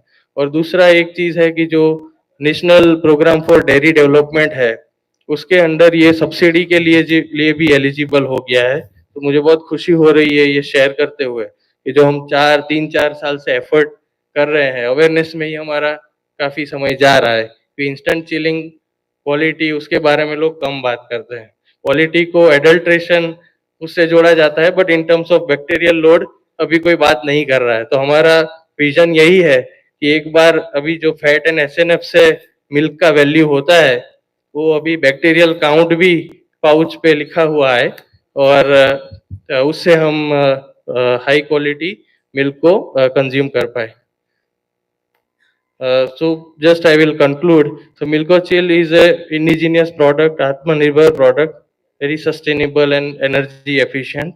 इससे हम क्वालिटी और मिल्क स्पॉइलेज का जो इश्यू है उसको सॉल्व कर रहे हैं। और क्योंकि ये रूरल एनवायरनमेंट के लिए हमने डिजाइन किया है, it not only solves the problem of quality retention but also has a impact, a socio-economic impact and environmental impact as well. Thank you. So I will leave you with one question that we all know that there is a need for cooling also, and at the same time we have to take care of the energy efficiency and sustainability as well. Thank you. Good. Thank you for the presentation. Of course, you have to have a lot of improvements because major deterrent in this will be you chill up to 7 degrees Celsius only. As per your graph, what is the bacterial increase at 7 degree? Can you go back to that?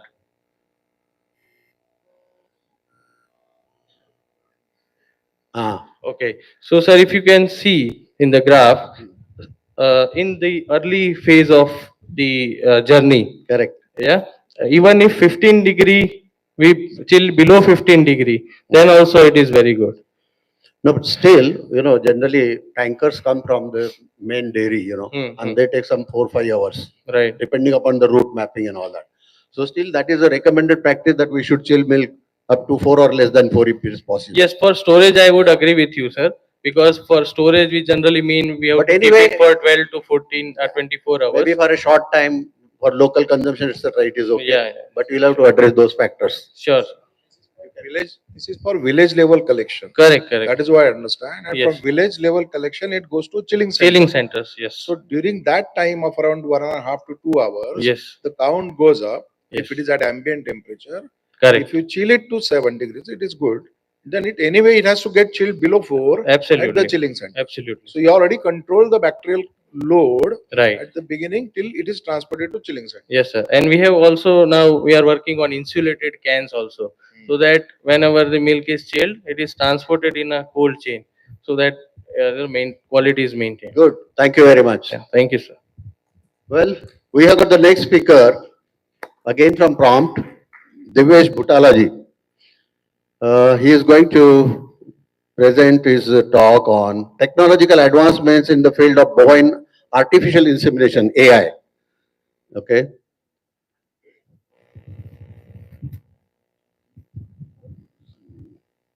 Butalaji, kindly take 10 to 12 minutes, huh? Because now we are going for embryo transfer. We are going for sex sorted semen. So artificial insemination is coming in second, third priority. Okay. So we will discuss that point. Good evening, everyone. This is very nice session we are having. So we had this session in Gujarat as well, in Anand, just a few days back.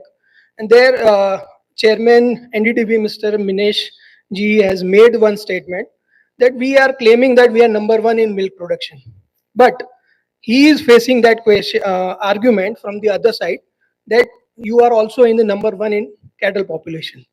So your animals are as good as our goats. That's what this statement he made on that day. So it was a big statement from such a high position from the government agency. So can you go to the next slide, please? So today what we are doing at a Prompt. Okay. Oh, sorry. Thank you. So I'll give you just a very brief about my company. We have been in this business from last more than 25 years. We have supplying milk collection solutions at the village level, and we have over 68,000 plus installation across India. So, and we have a presence across 28 states. We have good amount of service engineer everywhere placed across India. And our story starts, we always innovate with the problem statement raised by our customers. So our story started when we were manufacturing weighing scales, electronic weighing scale, and a requirement came, we need a weighing scale which can measure in liters. That was our first problem statement. And then we came up to this level. Then we have developed our analyzer, chilling solutions, and many more things we have done it already. So today we are supplying whole for raw milk supply. हम लोग पूरा supply chain को digitise कर रहे हैं, अलग अलग equipments, अलग अलग सॉफ्टवेयर की मदद से उसको रियल टाइम में मॉनिटरिंग करके दे रहे हैं. एंड विद दिस ये जो पूरा फर्स्ट वाइट रेवोल्यूशन हुआ, उस दौरान एक अच्छा खासा हमने इनोवेशन डेयरी के रॉ मिल्क के साइड पे किया.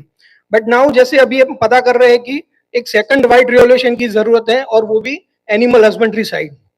सो this is where we are now entering, and we are also trying to innovate with the few products which I am going to present today. So these are our few customer. This I'll skip. So now we all know that for animal husbandry, these are the few major pillars where innovation or improvement is required, and out of all this we are going to talk on breeding part today. So due to some time limit, we will be very quick on this part. Sir, as you mentioned, we are going towards ET and something sex sorted semen. But I'll tell you, sir, even today, we are doing 100 million AI, and we are getting 35% conception rate only. So if we improve that efficiency, we will have even better result. Because in this graph, we show that during 2002-2010, the number of AI increase, the milk production has gone up very high. So even if today, even one more point, the current AI coverage is only 30%. So अभी जो हमारा infrastructure है, अगर उसको बराबर कर दे, उसका efficiency बढ़ा दे, तो हम पूरी इंडस्ट्री में एक और वेव ला सकते हैं without doing much in terms of sex sorted और ET. So what solution we are offering here? So we have started with innovating. So first product which we are already working is a BoSmart, which is a monitoring device for cow, and that will be working on a tied house animal. So this is under pipeline. We'll discuss whenever it will be launched. One thing we have developed is thawing machine. So now what is happening? Conception rate is a factor of multiple things, but thawing is one of the factor. थॉइंग currently जैसे AI worker 1.5 lakh AI worker है India में, वो लोग कैसे AI कर रहे हैं या थॉइंग कर रहे हैं उसका कोई रिकॉर्ड नहीं है। वो पानी से कर रहे हैं, हाथ से कर रहे हैं, हाथ में घिस रहे हैं, या थॉइंग करने रखने के बाद चाय पीने जा रहे हैं, या थॉइंग करके डाला और निकाल लिया। कोई कोई हमारे पास कंट्रोल नहीं है कि हम उसको कैसे कंट्रोल करें या मॉनिटर करें। तो ये थॉइंग मशीन हमने बनाया है जो कि एक स्मार्ट है, मोबाइल से कनेक्ट होता है।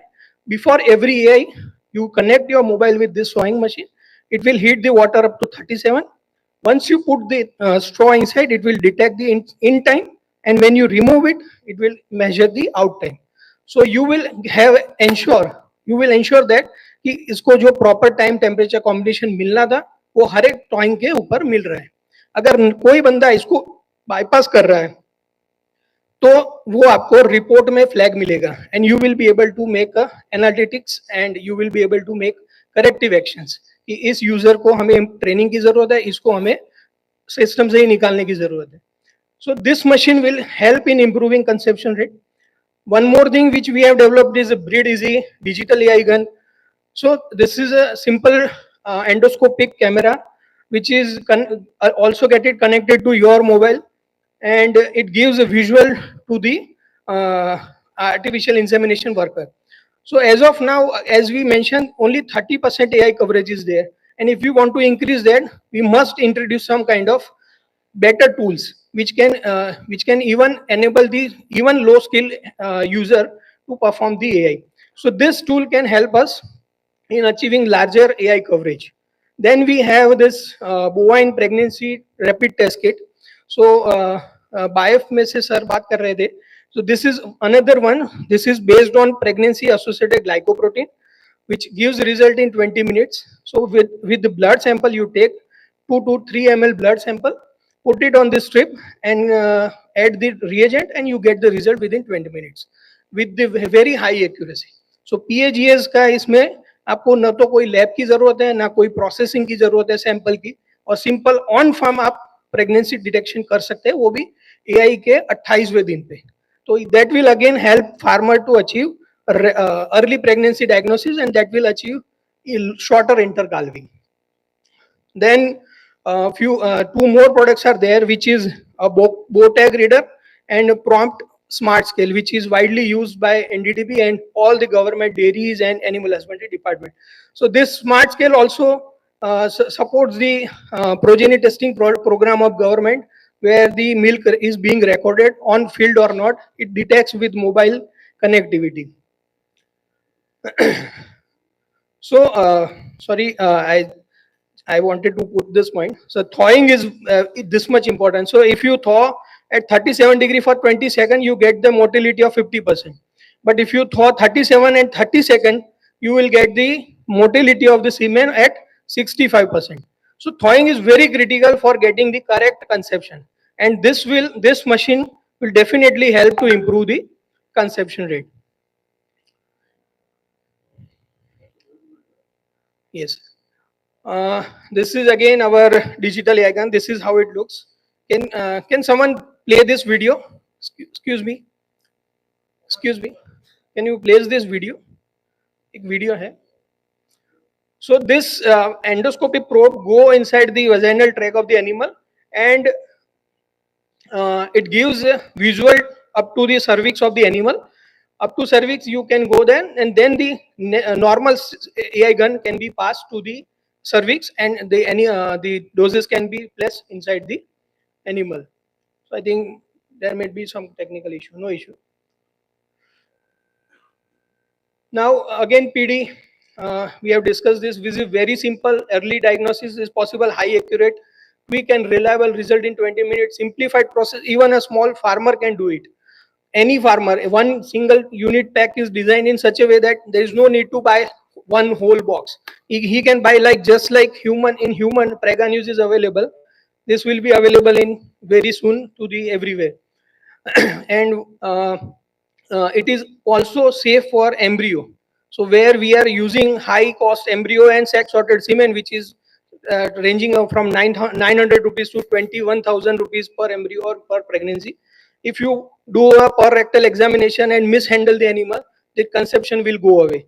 So if you are using this non-invasive method, you will ensure that the risk of early embryonic mortality due to PD will be eliminated. So these are the few products. Then we have, so now we have done all this activity from thawing to AI, but if you are not recording it, again it's a problem, because you will not get to make something based on a database where you can make the decision making. So we have developed a software platform called Farm 365, which we have implemented in Amul Anand. And over there, what we have done is we have developed a different application for a farmer, AI worker, veterinarian, and all of them are communicating through mobile app. So let's say farmer wants to go for artificial insemination, he will raise a ticket. That ticket will get recorded in the dashboard, and the ticket will be assigned to the AI worker. So within 24 hours, he has to complete that ticket. If he is not completing, then his role is getting evaluated, that you are not closing your calls. So this AI is not going to success if you are doing for the after 24 hours. Similarly for veterinary services. So this platform will help you to make the process even transparent, and the bondage of a dairy to their farmer will be even stronger. So this kind of platform can be developed. Now we are going to set up for the whole GCMMF, all 18 unions. So Amul, we have done it, and all other union are now following this, and very soon they will be onboarded. So way forward for us, because we are a corporate company, so these are the few innovation we have already done, and we think that the technology advancement that are going to drive Indian dairy is AI, ML, computer vision, and big data. This has to be applied on existing platform to get most out of the existing efforts. So few more products which we are working is a rapid disease detection, early mastitis detection test kit, heat detection which we discussed earlier, and automatic milk recording solution. It will not be a milking parlor, but it will be something innovative or very cost effective for the Indian market. That's all from my end. Thank you. Product, especially AI's consumption rate, which is very low, 35 to 40%, is because of the human factors that everybody knows. Right from storage of the straws in the liquid nitrogen, because many times there is no nitrogen, he just brings a canister and he takes out the straw. Thawing, that is a very important. At what temperature, at what time, how much time it has to be thawed, that is very important. This is very good development you have done. Congratulations, and that will be really good boost to the AI, and consumption rate will go high. Thank you very much. Well, from breeding again, we are coming back to testing. Everest Instruments. I think Mr. Ajit Patel is not there. Mr. Bhatnagar will be presenting.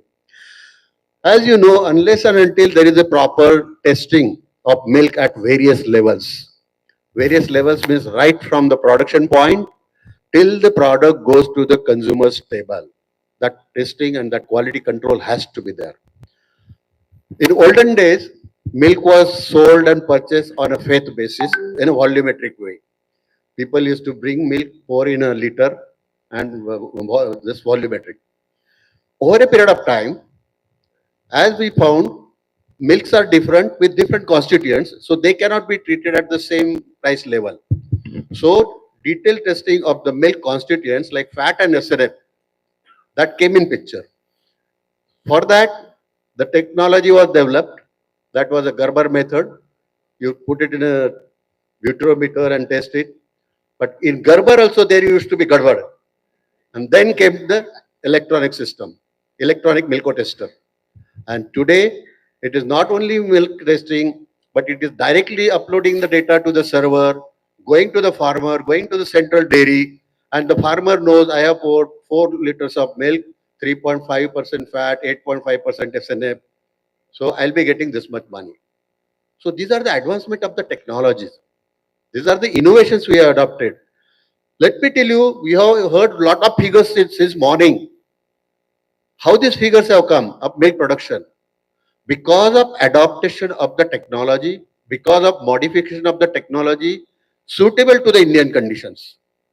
Initially, we used to use Gadwad method. Then as soon as we had this electronic testing, now We have got Milko scans. We not only test fat SNF, we test adulterants, we test heavy metals, we test antibiotics, because it is the need of the day, not for Indian consumers, but for the world over. As we are growing at a very faster pace as far as the milk production is concerned, one day we will be having a lot of surplus. Father of white revolution, Dr. Kurian used to always say, problems of plenty. As you know, whenever there is a dip in international prices, prices of milk go down. Farming community is a very, very vulnerable community. He doesn't have a sustaining power. So if the prices go down, he doesn't know how to meet the two ends. That's why we have to maintain the quality, we have to moderate the quality, we have to make the best of the products so that we can feed to the world and have the balance in the prices. Thank you. I ask Mr. Bhatnagar to go ahead. Thank you sir. आप जैसे professional जब DISE पे रहते हैं तो सबको बड़ा एक कंफर्ट फील होता है कि वो थीम बहुत अच्छी सेट कर देते हैं साहब। जैसे पहले प्रॉम्प्ट के जो प्रोफेशनल्स थे उन्होंने भी यही बताया, मैं भी आपको यही कह रहा हूँ सर, ऐसे चेयरमैन रियली होने चाहिए। पर कंफर्ट होता है पर डिस्कम्फर्ट भी होता है। बिल्कुल चलिए सर, आपका डिस्कम्फर्ट मैं होने नहीं दूंगा, टाइम के हिसाब से मैं मैनेज करूंगा सर इसमें। मैं एवरेस्ट इंस्ट्रूमेंट प्राइवेट लिमिटेड से एनके भटनागर हूँ। मेरे MD Ajit Patel ji for some reasons आ नहीं पाए। I will try my best to cover up his presentations. Something about my company, हम लोग 25 इयर्स ओल्ड ऑर्गेनाइजेशन है जो overall testing and automation level में काम करते हैं। जो थीम है मेरे प्रेजेंटेशंस की, वो ओवरऑल अगर आप देखें तो अमित व्यास साहब ने जो डेयरी वैल्यू चेन का ऑटोमेशन की बात करी थी, उसी से रिलेटेड जितने पॉसिबल सॉल्यूशंस है, आप जैसे डेयरी सोसाइटी में मिल्क आता है, उसके बाद क्वालिटेटिव और क्वांटिटेटिव टेस्टिंग होने के बाद फाइनल प्लांट लेवल तक उस दूध को पहुंचाना, उसी पैरामीट्रिक एनालिसिस के मद्देनजर, और क्या मिनिमम लॉसेस उसमें हो, और जो लॉसेस अगर हो तो वो किस लेवल पे कैसे मॉनिटरिंग हो सके, वो रिकंसिलेशन मेथड चाहे पैरामीट्रिक हो या क्वांटिटेटिव हो, वो हम इन इंस्ट्रूमेंटेशंस के मार्फत चेक करते हैं सर।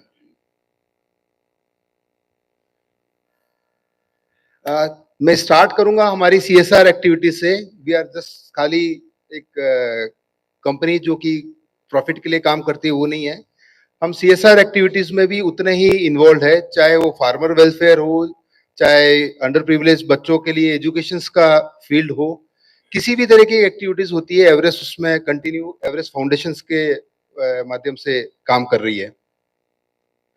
हम लोग की प्रेजेंस ओवरऑल कंट्री में है, जो प्रोडक्ट देते हैं उसको सपोर्ट होना उतना ही इक्वली इम्पोर्टेंट है, तो उसको सबसे पहले हमने ध्यान में रखते हुए हमने हमारा सपोर्ट नेटवर्क बनाया एंड अकॉर्डिंगली हम लोग वर्क कर रहे हैं सर।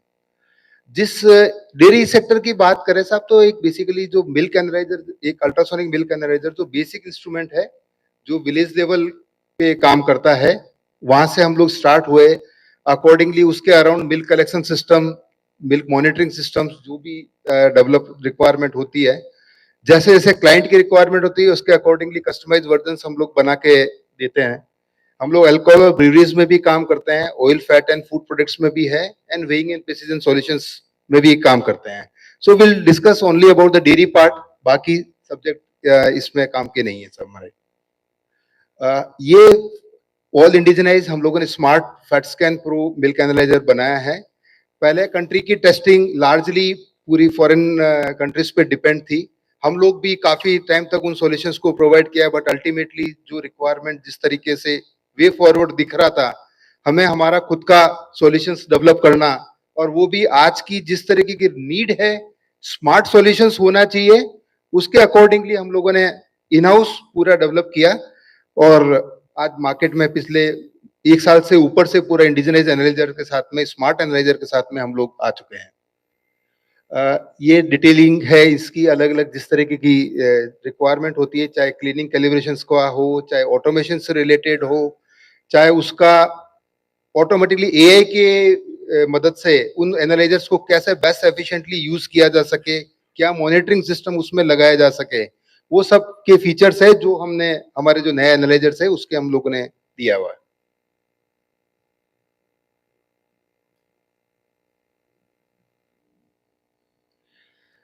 ये मिल्क कलेक्शन सिस्टम जो अभी लेटेस्ट आज की तारीख में चल रहे हैं साहब, वो कई चीजों पे डिपेंडेंसी, जिस तरीके से हम लोग की डेस्कटॉप पे डिपेंडेंसी रही है विलेजेस में, हमने उसको ओवरकम करने की कोशिश करी है। ये data processor based milk collection station अभी हम लोगों ने लेटेस्ट इस तरीके से डेवलप किया है, चाहे वो मूविंग का हो चाहे स्टेशनरी आइटम का हो। हमने जितने भी एक विलेज लेवल पे जितने काम हो, चाहे मिल्क मैनेजमेंट का हो, इन्वेंट्री मैनेजमेंट हो, सर्विसेज हो, फाइनेंशियल अकाउंटिंग हो, वो सारे एक्टिविटीज हम लोगों ने एक डेटा प्रोसेसर के पॉइंट ऑफ व्यू से ही उसी के अंदर ही सारा हम लोगों ने करके रखा। ये सब करने से हमारे को बेनिफिट ये हुआ साहब, इसका जो कॉस्ट ऑफ ऑपरेशन है वो ड्रास्टिकली डाउन हुआ है, और इन चीजों का विलेज में बेटर वे में, कस्टमाइज सॉल्यूशंस होते हैं तो बेटर वे में यूटिलाइज कर पाए हैं। आजकल कई जैसे रिमोट एरिया है, वहां पे मूविंग मिल्क कलेक्शन स्टेशंस का कंसेप्ट भी काफी चल रहा है। आप राजस्थान के कोई कई एरिया में जाएंगे, या जैसे दूर दराज के एरिया में जहाँ पे फार्मर्स दूध लेके नहीं आते हैं, वहां पे मिल्क स्टेशन पूरा बाइक पे जाता है। जिस तरीके से हम बाइक पे मिल्किंग मशीन्स वगैरह का भी कंसेप्ट अभी आईडीएमसी वगैरह ने काफी किया है सब, इस तरीके से हम लोगों ने टेस्टिंग का भी पूरा पूरा कंसेप्ट मोटरसाइकिल की 12 वोल्ट की बैटरी पे पूरा ऑपरेट होते हुए काम किया हुआ है। ये सारे आईओटी इनेबल्ड मशीनरीज है, जो कि अल्टीमेटली आपका जो सर्वर होता है उससे कनेक्ट हो जाता है।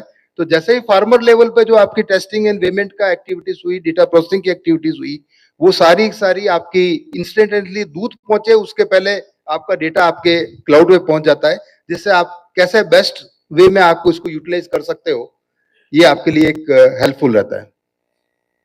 ये इसके कई फीचर्स है, जिस तरीके की रिक्वायरमेंट होती है हम लोग उस तरीके से इनको कस्टमाइज करके देते हैं सॉल्यूशंस को। ये ओवरऑल क्लाउड सिस्टम्स है, जिस तरीके से आप अलग अलग स्टेजेस है, चाहे बीएमसी लेवल का हो, चाहे पूलिंग पॉइंट लेवल पे हो, इंटरमीडिएट जो भी चिलिंग सेंटर अगर डिस्टेंस की बेसिस पे अगर कोई होता हो, आपका डायरेक्ट बैंक ट्रांसफर जो आजकल डीबीटी का काफी कंसेप्ट गवर्नमेंट ऑफ इंडिया का चल रहा है, जैसे मॉर्निंग सेशन में यूपीआई के पॉइंट ऑफ व्यू से भी डिस्कस किया गया था, वो सारे सॉल्यूशंस हम लोगों ने एक इंटीग्रेटेड वे में करके दिए हुए हैं। हम इनको अगर बेस्ड ऑन द रिक्वायरमेंट हम इसको रेंटल बेसिस पे भी प्रोवाइड करते हैं, और अगर किसी को अपना खुद का ओन सॉफ्टवेयर चाहिए तो वो भी हम लोग उनको कस्टमर्स को करके दे रहे हैं। कई डेयरीज है कंट्री में, चाहे कॉर्पोरेट डेयरीज हो, कोऑपरेटिव डेयरीज हो, वो सारे ये सॉल्यूशंस रेगुलरली यूज कर रहे हैं सब इसमें। और ये बेस्ट वे है कि आपका ऑथेंटिफिकेशंस हर स्टेज का होना जरूरी है। जो फैट एसएनएफ आपने, जो क्वांटिटी आपने प्रोड्यूसर लेवल तक ली है, उसको प्लांट तक उसी वे में पहुंचाने के लिए बेस्ट पॉसिबल वे में जो कर सकते हैं वो आईटी की मदद से कर सकते हैं। वो एक पूरा ऑल इंटीग्रेटेड सॉल्यूशंस हम लोगों ने डेवलप करके दिया है।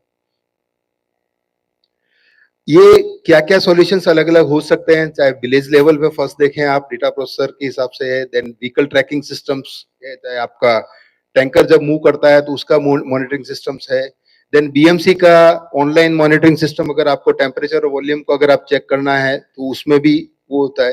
देन आपका प्लांट लेवल के जो कस्टमाइज ईआरपी है, एसएपी कॉस्ट के रिकरिंग एक्सपेंडिचर्स अपने आप में काफी रहते हैं, तो अपने यहाँ जैसे मीडियम और छोटी लेवल की डेयरीज है, उसको अगर हमको एक कस्टमाइज सॉल्यूशंस प्रोवाइड करना है तो हम लोग उस तरीके से एक ईआरपी सॉल्यूशंस डेवलप करके देते हैं।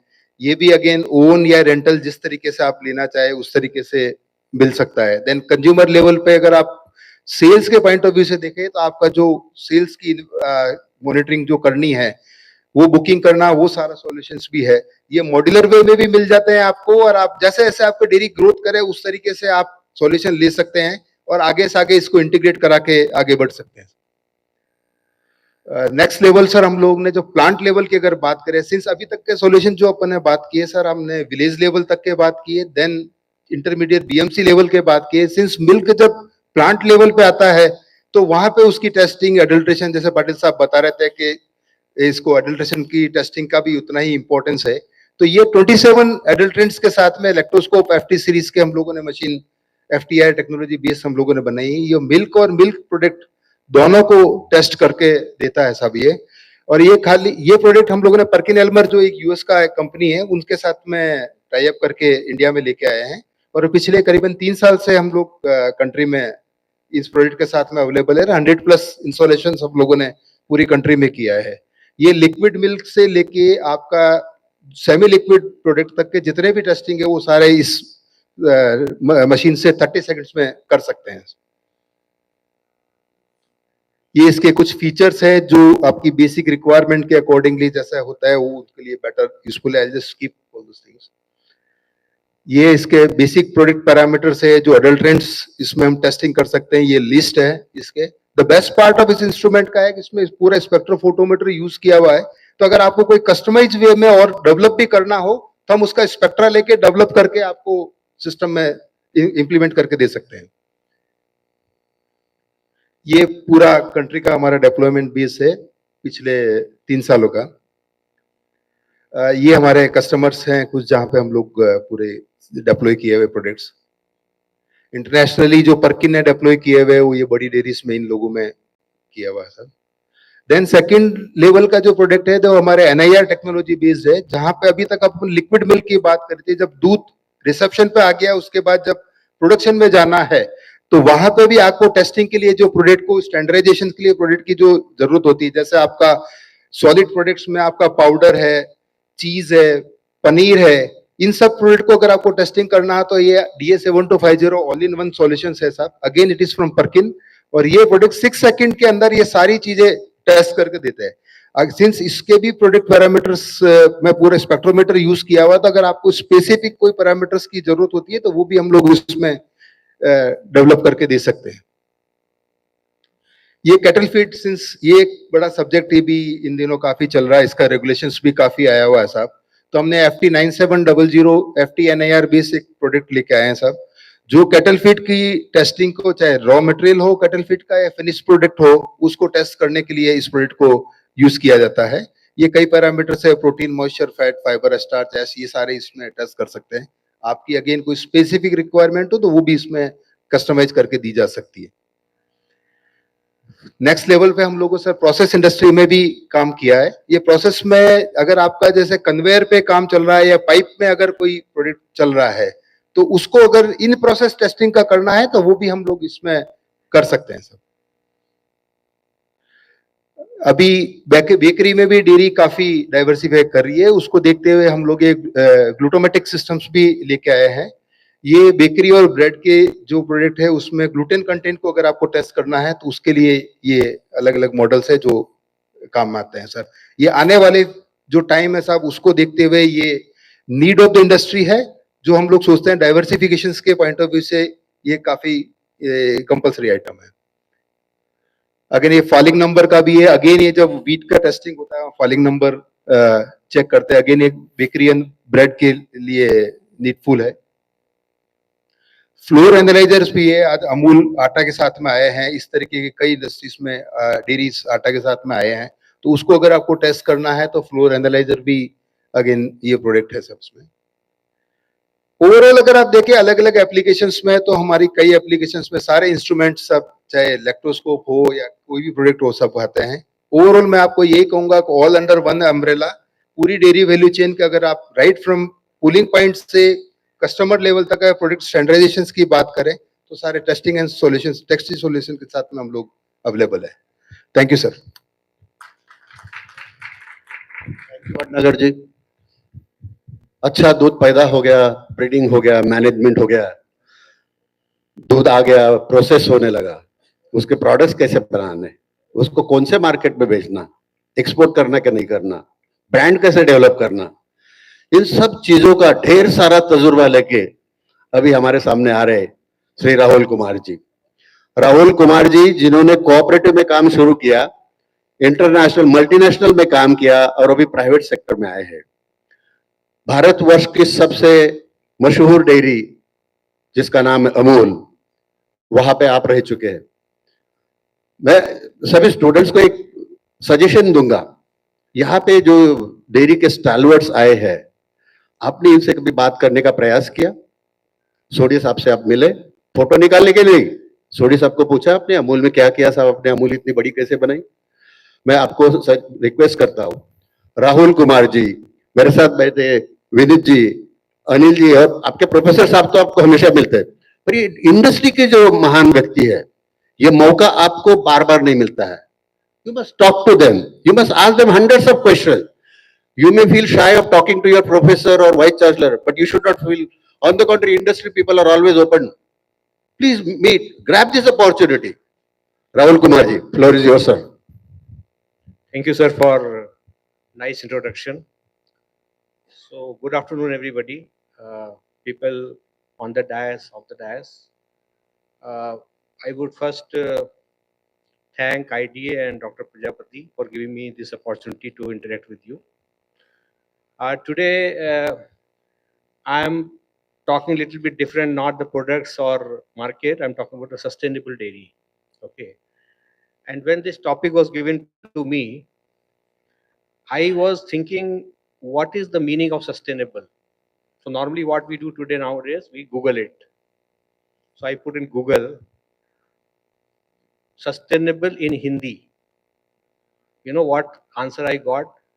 I got one word, tikau. I could not understand. I really could not understand what is the meaning of sustainable when the Google is saying tikau. And there were another so many, other words were there, nirantar, Chirayu और अविरत, मतलब sustainable जो बह रहा है ऐसा. तो मुझे समझ नहीं आया कि अगर हमको ही समझ में नहीं आ रहा सस्टेनेबल, तो आप किसान को क्या समझाओ? How you are going to tell farmer that you have to do sustainable dairying, right? It's illogical, and it's, I would say, it's it's not a very right instance that I'm telling farmer, why are you not doing sustainable dairying when we don't know what is the meaning of sustainable. Okay, so what I mean to say that it's easy to say that you have to do sustainable dairying, but there are a lot of aspects of that, and we must know what exactly we want to do, and let's not ignore it also. We are saying, okay, we are number one in the milk production in the world. Uh, we justify that it's a social cause, it's a livelihood, it's a rural economy, it's a women empowerment.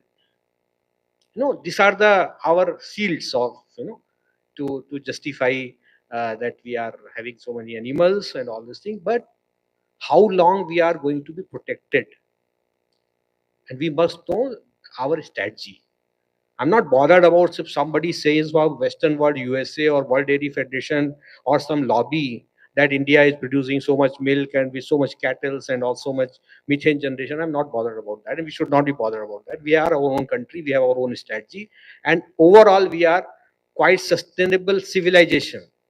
Forget about, we are talking about only dairying. We as a society, we are very sustainable. The way we live our livelihood, the way we live our life. Go to the village, how sustainable is we can they will not able to define sustainable, but they will demonstrate what is sustainable life. So this is not a worrying factor for us. Now, I was just trying to cover, because it's very important. Sometimes, with this kind of social media age and the kind of technology we have, it's a very difficult sometimes to justify your point. It becomes very difficult. So why sustainability in focus? It's all, it's a opposite of, what we call it, opposite of development. We talk about our definition of development is growth rate. How much cars we are manufacturing, how many roads we have laid, how many factories we have made, how much production we have done of various. Opposite would be problem of sustainability. There will be some harm to the environment, there will be some harm in one way or another way.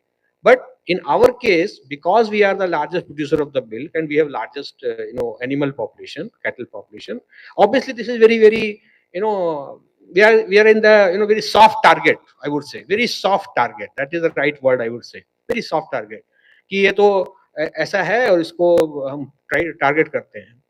India में सब लोगों को अंदर भी आना है.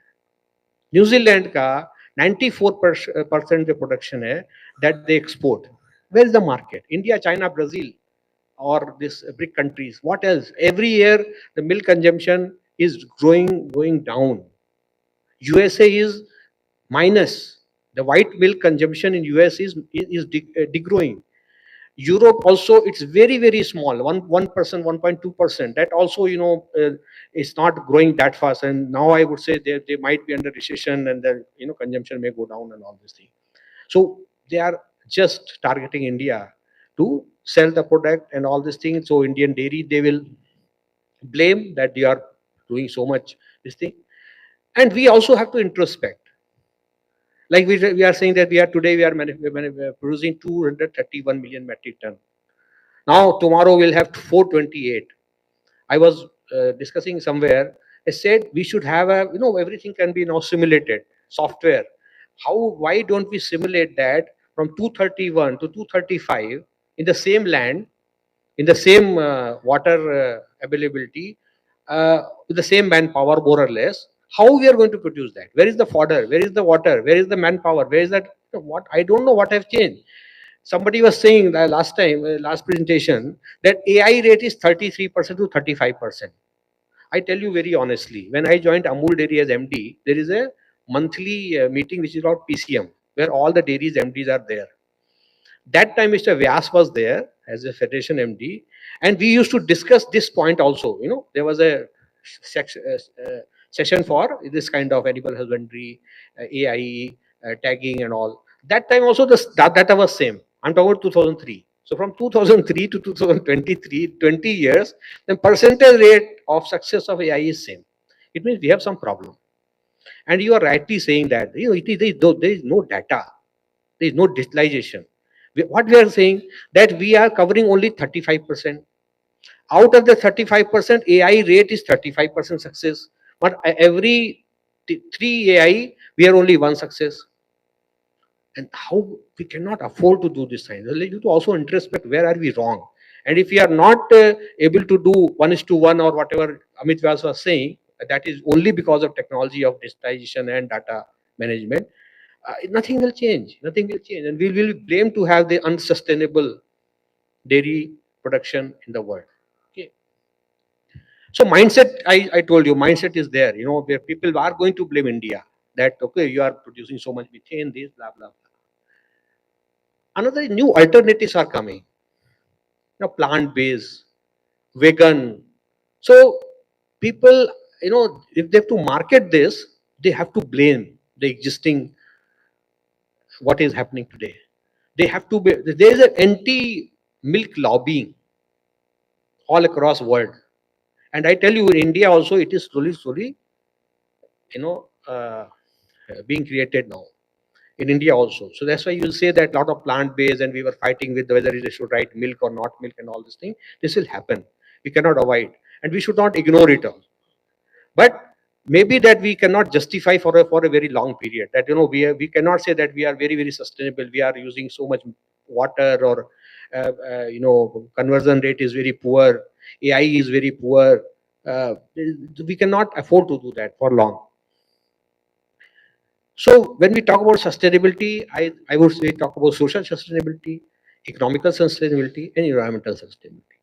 Social sustainability, everybody knows. They say it's a very big, 7 crore or 8 crore families are involved in milk production. This is as good as the population of Germany. So whatever Germany total population is there, in India, that many people are producing milk. And in 7-8 crore family means around 30-35 crore people, एक family में 4 लोग अगर हैं तो उन लोगों की livelihood इस पे है, apart from because we is all somebody says no, it's all landless or very so basically we're talking about environmental. Economic, you also know that we talk about 5% of GDP and 30% of agriculture GDP, and daily so much money is going to the farmer. Amul provides 200 crores per day to the farmers of Gujarat. That we know all about this. Social sustainability, economical sustainability, what people are targeting, which we cannot protect for a long until we take some action. And I would always say digitalization and data management is the only action where we can do a lot of things. And I think Amit Vyas in the morning has, very quickly he mentioned a lot of points, but I tell you, most of the points are very relevant, and it has to be replicated in sense for all the dairies, not only Gujarat cooperative dairies. Why not private dairies? Why not Parag? Why not Hudson? Why not Nova or Madhusudan or whatever it is we have? So the problem is, just tell me if I'm near to 10 minutes. But I very 4-5 slides only. No, but people are waiting for tea also. So this problem is whether it's our priority or not. I don't think anybody has taken as a priority. People are talking about in international business model. People talk about top line, bottom line, and then they talk about sustainability, and they are very fussy about that. I was supplying to some product to Mondelez. So I met there some fellow came from Geneva, which is their head office. They say, okay, you are giving me good products, good this thing, but what about the your cow comforts? The milk which you are supplying, milk powder which you are supplying to us to making Cadbury's chocolate, whether those cows are happy, whether they have five cow comforts. I was not aware. Vinisha must be knowing about that. So I'm talking about, people are talking something different. No, maybe that, the kids in US or maybe Europe, they are saying, no, this milk Cadbury chocolate is not good because these cows are not happy. So yeah, the whole mindset is changing. But for us, whether it's a priority or not, are we really started thinking on this direction or not? No, we don't. That's why we have 7 crore farmers. Now, the farmer cannot understand what is the meaning of sustainability. You have to just demonstrate to him that, okay, forget about meaning of world sustainability or sustainable dairying and all. You have to do this. Otherwise, our entire dairy sector, grassroots, which is very, very poor. So we have to demonstrate. We have to tell farmer that if you do that, so you have to tell that if you are putting a biogas plant of 5,000 rupees, it is equivalent to 1 cylinder per month, which is I think 800 rupees to 2,000 rupees. Okay, so in ROI is 5 months. Then after that, everything is free, and you are also getting manure, and then you can also tell subtly that you are helping the environment, sustainable. When you are putting dung to your village, the all the liquid, this is 70% of dung, was going beneath the ground, and it was damaging the groundwater. Your kids will get the dirty water after 10 years or 15 years. That's what people will understand sustainability, right? Every dairy should have clear-cut 5 years plan, because we are talking about, if you talk about sustainability, all across world dairy are saying we will be carbon net zero by 2047, 2050. Nobody is going to see that.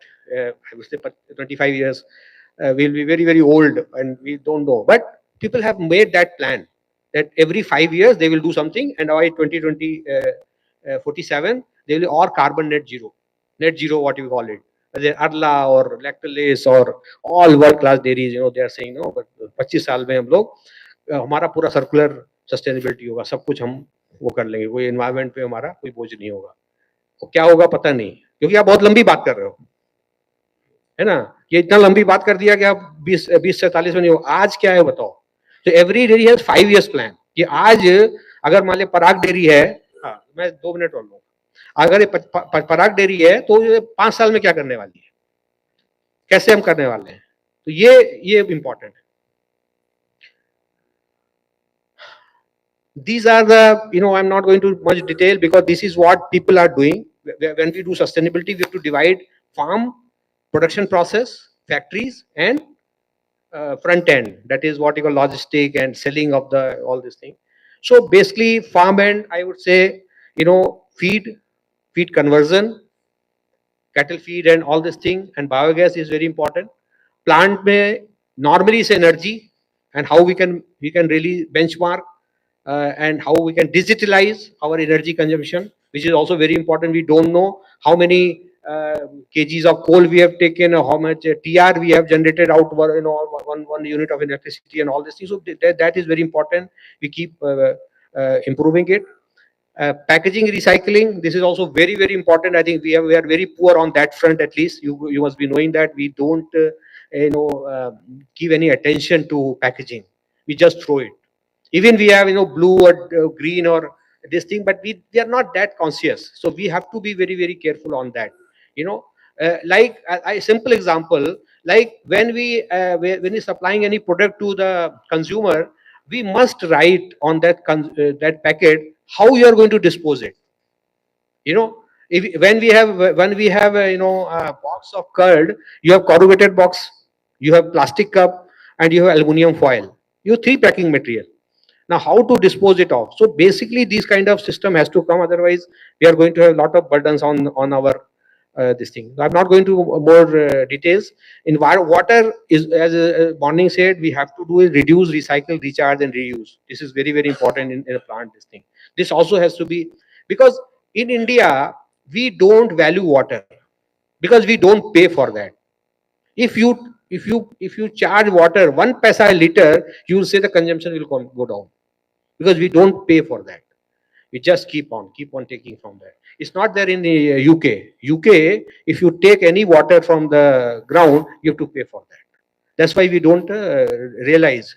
And please try to understand, we have 17% of the world's population with 2.4% of the land, with only 4% of the water, and we are talking about 23% of the milk production with 30% of the cattle. It doesn't match. It doesn't match. We have to be very, very. This basically at plant level there will be several this such kind of fish diagram where we're talking about how where we can control, where we can conserve, where we can convert. So I'm not going to do details, but this kind of attitude is important. In plant we have to do the competition, that how many areas you can do conservation, control, and convert. So there are a lot of things which can be done to reduce the. In plant, I think energy is a major this thing, and if you are able to do that energy, we will be able to do that. This was my favorite slide. We talk about sustainability. This gentleman is Danone chairman, Mr. Emmanuel Faber. He was handling the business of $30 billion. He's one of the largest dairy company in the world. This fellow was sacked in one board meeting because he was talking too much about sustainability. And you can read this in the article in this sustainability and the downfall of Danone CEO Faber. The one group of shareholders was those who were having only 6% of Danone share, which we called a shareholder lobby. They said you are talking only about sustainability, and because of that our profitability has gone down by 2%, and our market cap has gone down by so much. It is not done in levers and Nestle's. So you are no good. You leave this company. So my last message is that because we have to all handle all this thing, we have to be very careful. We have to convince first our shareholders that this has to be there is an investment in that, and that investment is very, very important. You can read this story in Google, how this fellow was removed, and he worked there for 24 years in Danone as a chairman, CEO, and he was removed at one board meeting just because of he was talking too much about sustainability. He was giving too much focus on the sustainability. He was talking about, and there was a problem. There was people are very aware. They have a very big brand of water, which makes lot of plastic pollution. So people were talking about sustainability. Then he was normalizing the share value with the carbon and all these things. So he was doing something very unique or something out of the box, but he was not could continue. So this is what just I summarize, and more or less I have covered everything. My point is that it's our responsibility to go to the villages, do something what we are talking about, biogas and better conversion, more milk per cow, more milk per square feet of the land, whatever, the way if you start doing that, I think people will be more happy, and we can justify our whatever it is that. But I tell you, even if you start doing biogas conversion of that, I think that will certainly make lot of impact on, and this has to be database. It has to be on database that, okay, India has done 10 or 1 million biogas, small biogas in this year. Then this will show to the outside world that this is what we are doing at that level. At that level, in New Zealand, you have only 1,500 farmers. You know that only 1,500 farmers. Here we have 9 crore. It's not easy. Okay, so thank you very much for that.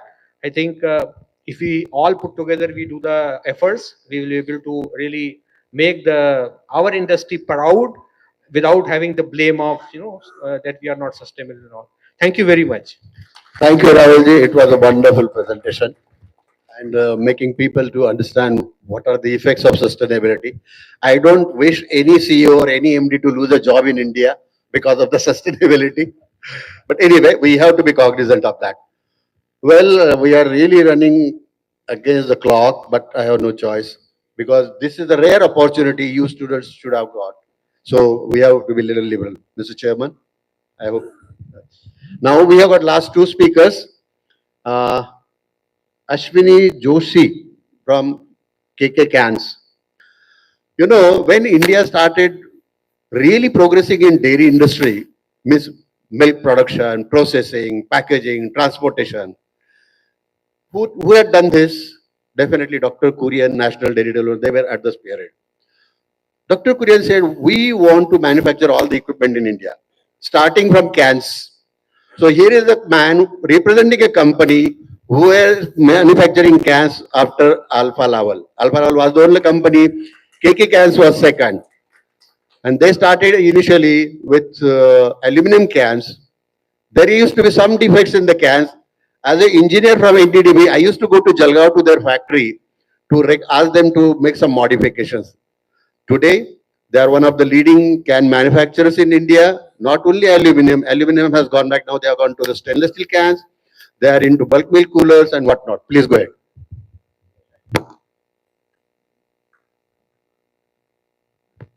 Request you, everybody knows KK cans, their product. No, Just in 10 minutes. yeah, sure. Thank you for the wonderful introduction. But today we are going to deal with subject of sustainability and not the milk cooling or bulk cooling. So I'll just start where. Just request you, don't talk about sustainability. Since morning, all the stars No. You're going to see a lot of new things here. Just new things. Sure. Give in brief. Sure. So everybody knows KK Cans here. So now this is the diversification we have done as a group. You can see we are into turnkey projects, and today we are going to see about a company called EcoDhara, which is a KK Group company now. And I'll start where Rahul sir left, where he talked about circularity and all. So we divide dairy sector into these four you can say sectors, where first comes the milk production, where farmers and cattle and the sector comes in. Then the milk collection and transportation, milk processing, and last is the packaging. So when we say the circular economy, it deals about all these four subjects in the dairy sector. And I'll not now go into the carbon emission of each and all. We'll just go to the solutions. So when we say about what can we do about these four sectors, so the first, as Rahul sir mentioned, the biogas solution is the one where the milk production is happening, because that's where the raw material, cow dung and agro residue is getting generated. Milk collection, we are already dealing with CNG converted vehicles who have lesser emissions, or now what we call is CBG, which is a compressed biogas, where your emissions are you say about 90% less compared to any other petro fuels or even CNG. And then we of course have EV vehicles coming in now, where milk processing happens. There are many interventions we can do, right from water conservation, water processing, reusage of water, reduction in steam usage, and producing power from waste steam. So we'll go into each subject in the next slide. So this is about a brief about our company, EcoDhara. It's a Kothari Group company, mainly focusing on the agro residue based CBG plants. I'll just go to the next slide. So these are the 4-5 sectors we deal in.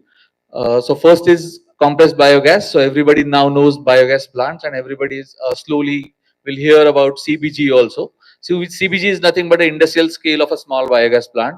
Government calls it a CBG because it's now being sold at instead of CNG or petrol diesel. So it's called compressed biogas, or now there is a term called liquefied biogas, which is a replacement of LNG. So we deal in those plants.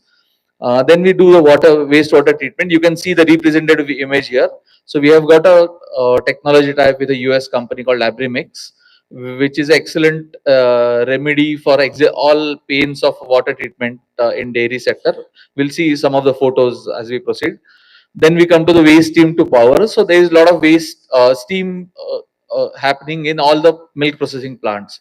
So there is a lot of the steam generation, and then there is a lot of wastage of steam also. So we generate power based on that steam. And then where we were talking about the milk transport from milk production to dairies, and then value added products from dairies to the consumers. So we have a division for vehicle conversion. We have already converted more than 70-80 tractors at a village level, and now we are converting trucks and bulk coolers and bulk tractors at a large scale, so that the milk transportation becomes sustainable. And then last but very important part is the fertilizer. So whatever organic manures are getting generated at a farmer level contribute directly to the organic carbon increase in our soils. So as sir was mentioning, we have 17% of world population with very little land. So one way of increasing that productivity for be it either for fodder or food is through the fertilizers, and we'll go into that.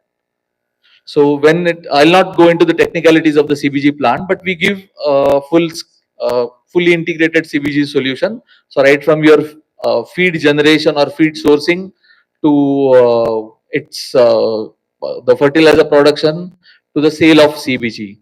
So in the process there are two products which get generated from the CBG plants. One is the gas, of course, which government is buying now, as ethanol is being brought from by sugar factories.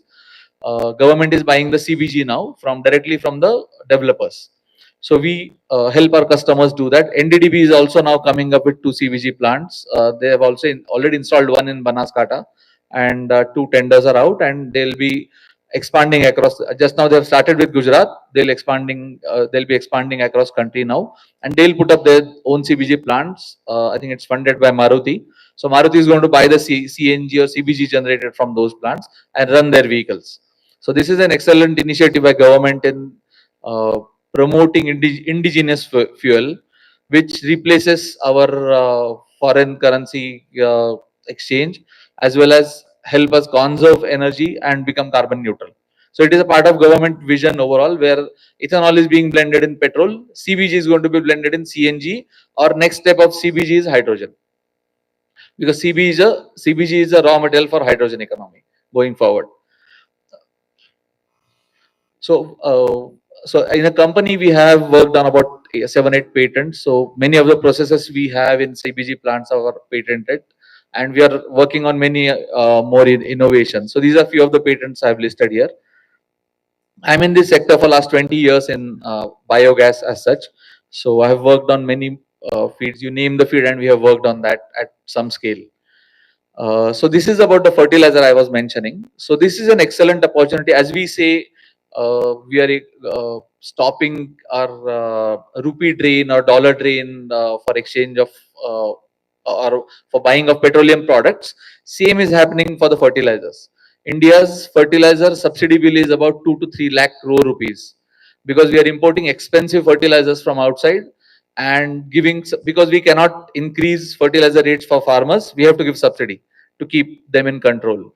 So our fertilizer bill, subsidy bill is about 2 to 3 lakh crore. So this sector is going to help mitigate that 2 to 3 lakh crore. So as we say, on fuel we spend almost similar amount as a country. So we are spending similar amount on fertilizer. So any fertilizer indigenously made in India is going to save that $1 per kg being given to the substitute high fertilizer prices in international market. So our farmers are able to generate this fertilizer on our CBG plants Government is ready to, RCF and government companies are ready to buy this. Government has brought a mandate also, like they have brought for fuel. There's a mandate for them to buy this fertilizer. So this is an excellent opportunity again, because if you see the revenue stream for a CBG plant, it gives equal revenue in terms of returns for a CBG entrepreneur as CBG gas gives. So if you are getting 1 rupee from a CBG plant as a profit, 1 rupee is coming from fertilizer. So then comes to the vehicle conversion. So we have, these are the photos of converted tractors. So same can be done for milk transport vehicles, and the CNG can be given to the existing diesel vehicles without scrapping them. So this is about the water treatment plant. So wherever milk processing is happening, there's a lot of wastewater gets generated, and most of the times dairies find it difficult to treat that water and use it sustainably. So this is the technology. You can see just this one photo is enough you to see the difference. So the existing technology is on the right side, and what we are proposing is on the left side. You can see the right hand side bottle there. So the water is coming muddy completely and getting treated in a single process in this way, and the solids coming out from this process are excellent fertilizer, or they can also be burnt in our boilers, because it has especially in dairy waste water, it has a lot of fat, so which has excellent calorific value. So it's an entire complete green solution for dairies, or especially for the milk processing plants. I'll just, this is the last segment, you can say. So you can see the, on the left hand side, there is a steam getting generated in dairy processing plants. It goes through the pressure reduction system and to the process. So, and in this process, the steam gets wasted or the pressure gets wasted. So in lieu of that, we put this turbine, which generates power and supplies you great green power, which was not being generated through the wastage of steam. So I'll just show you one installation directly. So this is already installed at Gokul Dairy in Kolhapur, which is generating about 90 kilowatt of power from the, so the steam was coming at 19 kg earlier, going to the process at 7 kg, and in the process the pressure was being wasted. But now you can see that, and this is an excellent payback of less than a year probably, because you don't have to do anything. You just have to put a steam turbine which is going to get generate you green power and substitute your energy, which was coming either from coal or electric grid power. So this is about brief about our diversification. So Kothari Group in a nutshell has diversified from just milk processing to green energy. Thank you, Ashwinji. The last speaker, Mr. Vinay Kadam from STEC IVF Solution. Well, Kadamji, since morning we have heard about embryo transfer and all that. I will request you to kindly briefly present your things, because we are really running late. Huh? Thank you. I'll try to finish in lesser time. Please, please. So basically, I'm not doing any product promotion directly here. This is about the technical issues in embryology lab. I am from STEC IVF Solutions. Is the company dealing in embryology field. We supply equipments and media to all embryology lab, human as well as veterinary. So this is a technical tips about the product we sell. It is the media. It is culture media that is being supplied by my company. And why this presentation I am giving here? Because many dairies and many corporates in agri, they are now entering the genetics. They are having their ART laboratories, and we are supplying to them. But we have among us very good scientists like Dr. Dheeraj, Dr. Hemant. They are already doing this.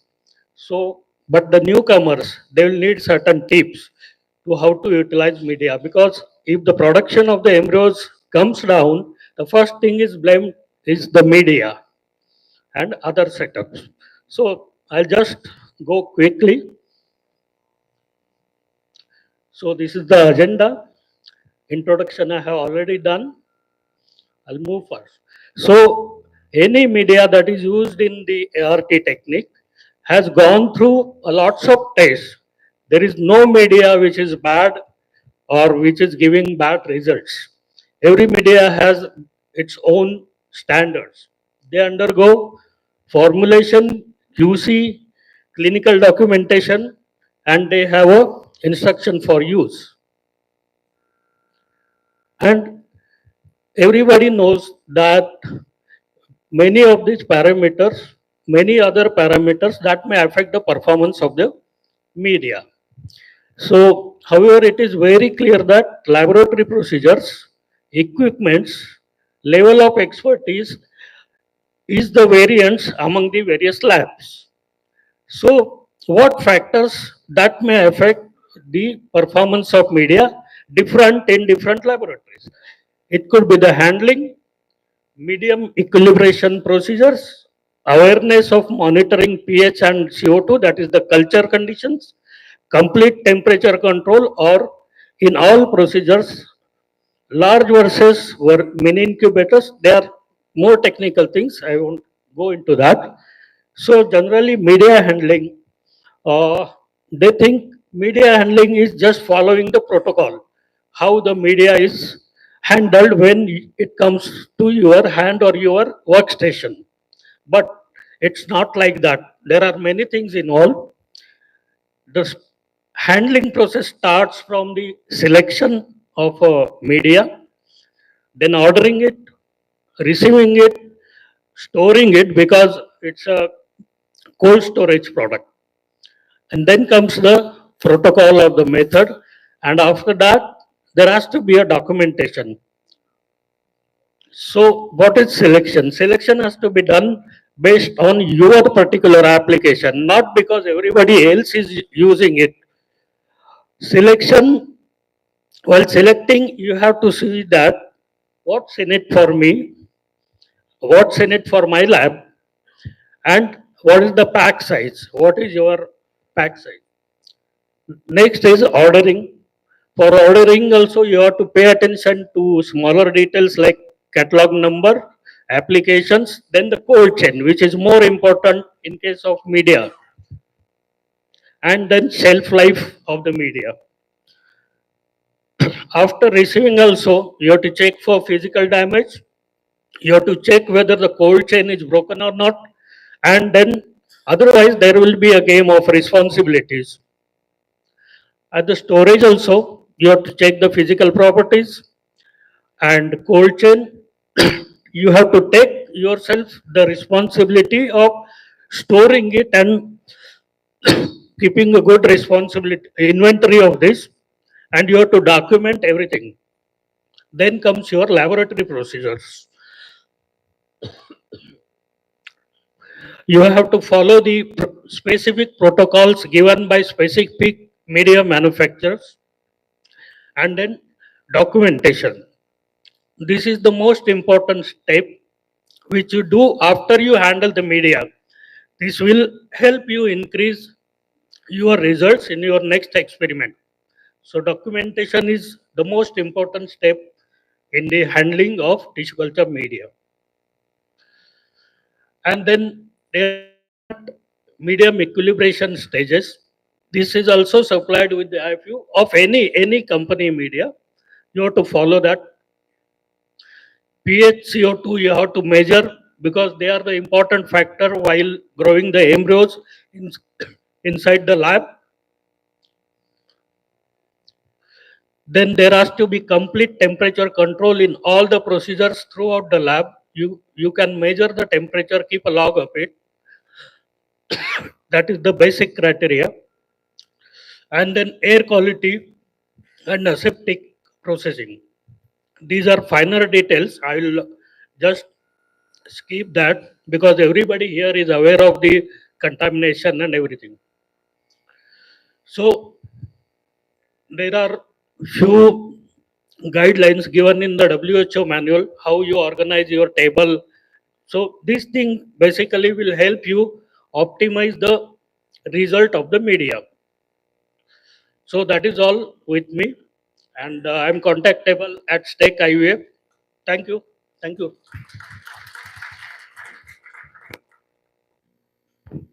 Thank you, Kadamji. Well, we had all the wonderful presentations. though we overshoot some time. But anyway, we had to give justice to all the sponsors, their representatives. So thank you very much for your patient listening. Do you have any questions? If you have, kindly talk to the speakers directly. I'm not going to allow any time because already organizers are after me. They said you have to close the session.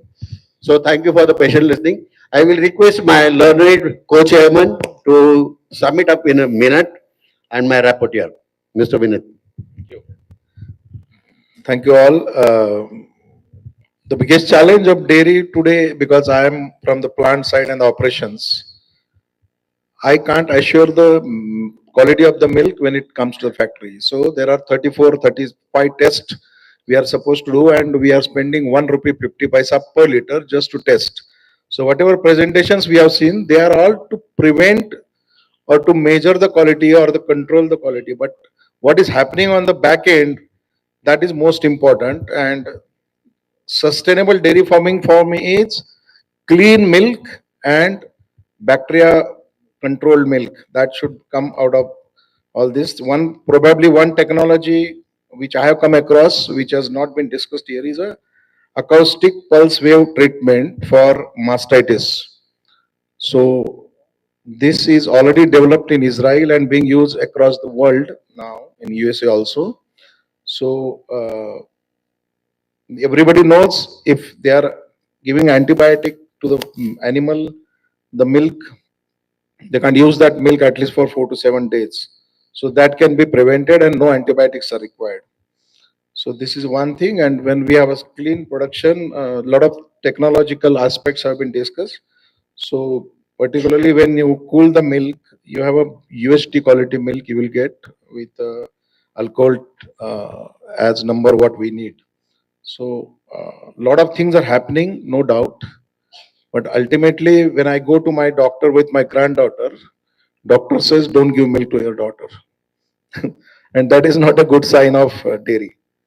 So ultimately, I feel we must focus on clean milk production, and our all focus should be there. Thank you.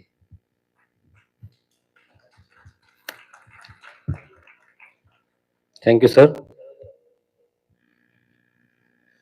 In today's technical session too, Honorable Chairman and Co-Chairman have already narrated highlighted the points during the last 7 lectures. In what 7 lectures were presented by the different guests. Now I will compile the report and I will submit the report to the Chairman. Thank you. Well, organizers, you can take over now. Thank you. Wow, what a wonderful session we've had. All new techniques and new interventions that our industry people have started doing. And to thank you for doing all this good work, also sharing it with us today. I would request our chairman for the session, Mr. Arun Patil sir, the Vice President of Indian Dairy Association, to please help us felicitate all our speakers of this session. Dr. Sadashiv Nimbalkar, BIF. I will call upon everybody's name. Please come on stage. Mr. Arshad Sheresia, Product Manager, Prompt. Mr. Devesh Butala, Product Manager, Prompt. Shri N.K. Bhatnagar, Everest Instruments. Mr. Rahul Srivastav, CEO, Parag Foods. Mr. Ashwin Joshi, KK Cans. And Mr. Vinay Kadam's Tech IVF Solution.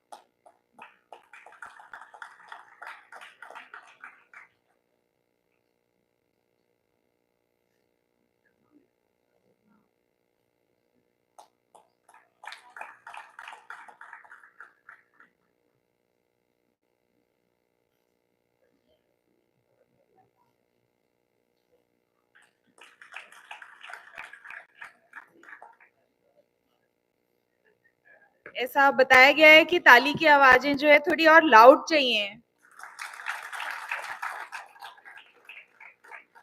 इतनी अच्छी presentation देने पे तो जोर से तालियां बनती है ना। राहुल सर की प्रेजेंटेशन तो देखी थी आप लोगों ने।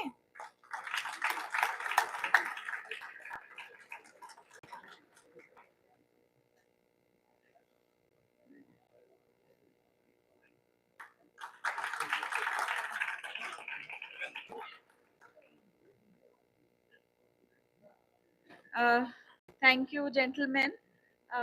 हाँ, एक ग्रुप, एक second. I would now request Anil Hatekar sir, sir please be on felicitate our chairman, our co-chairman and our rapporteur for the session. Anil Hatekar sir is our treasurer of the Indian Dairy Association West Zone. Mr. Arun Patil, Vice President of IDA. Mr. Vineet Shah. And Dr. V.N. Narvades. Gentlemen, please assemble nicely for a nice group photograph.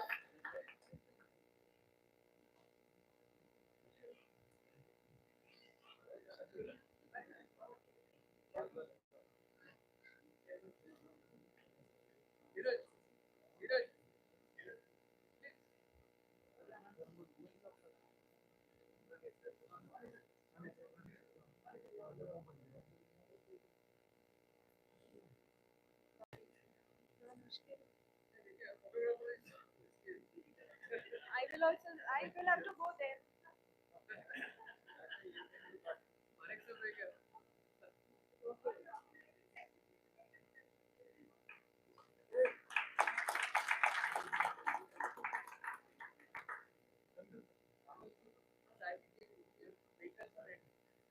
So the vehicles are ready. We can go to this gate, the left side gate, and there are about 15 cars available. All those who would like to go and visit the Sanshodhan Kendra, please do visit. It's a wonderful facility, and also tea coffee is also available. So as per your request, yes, and also 7 o'clock we begin with the cultural program, which is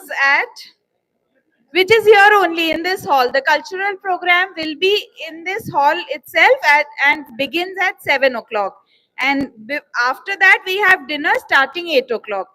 So request you all to please enjoy the evening and be with us so that we all can enjoy together. Thank you.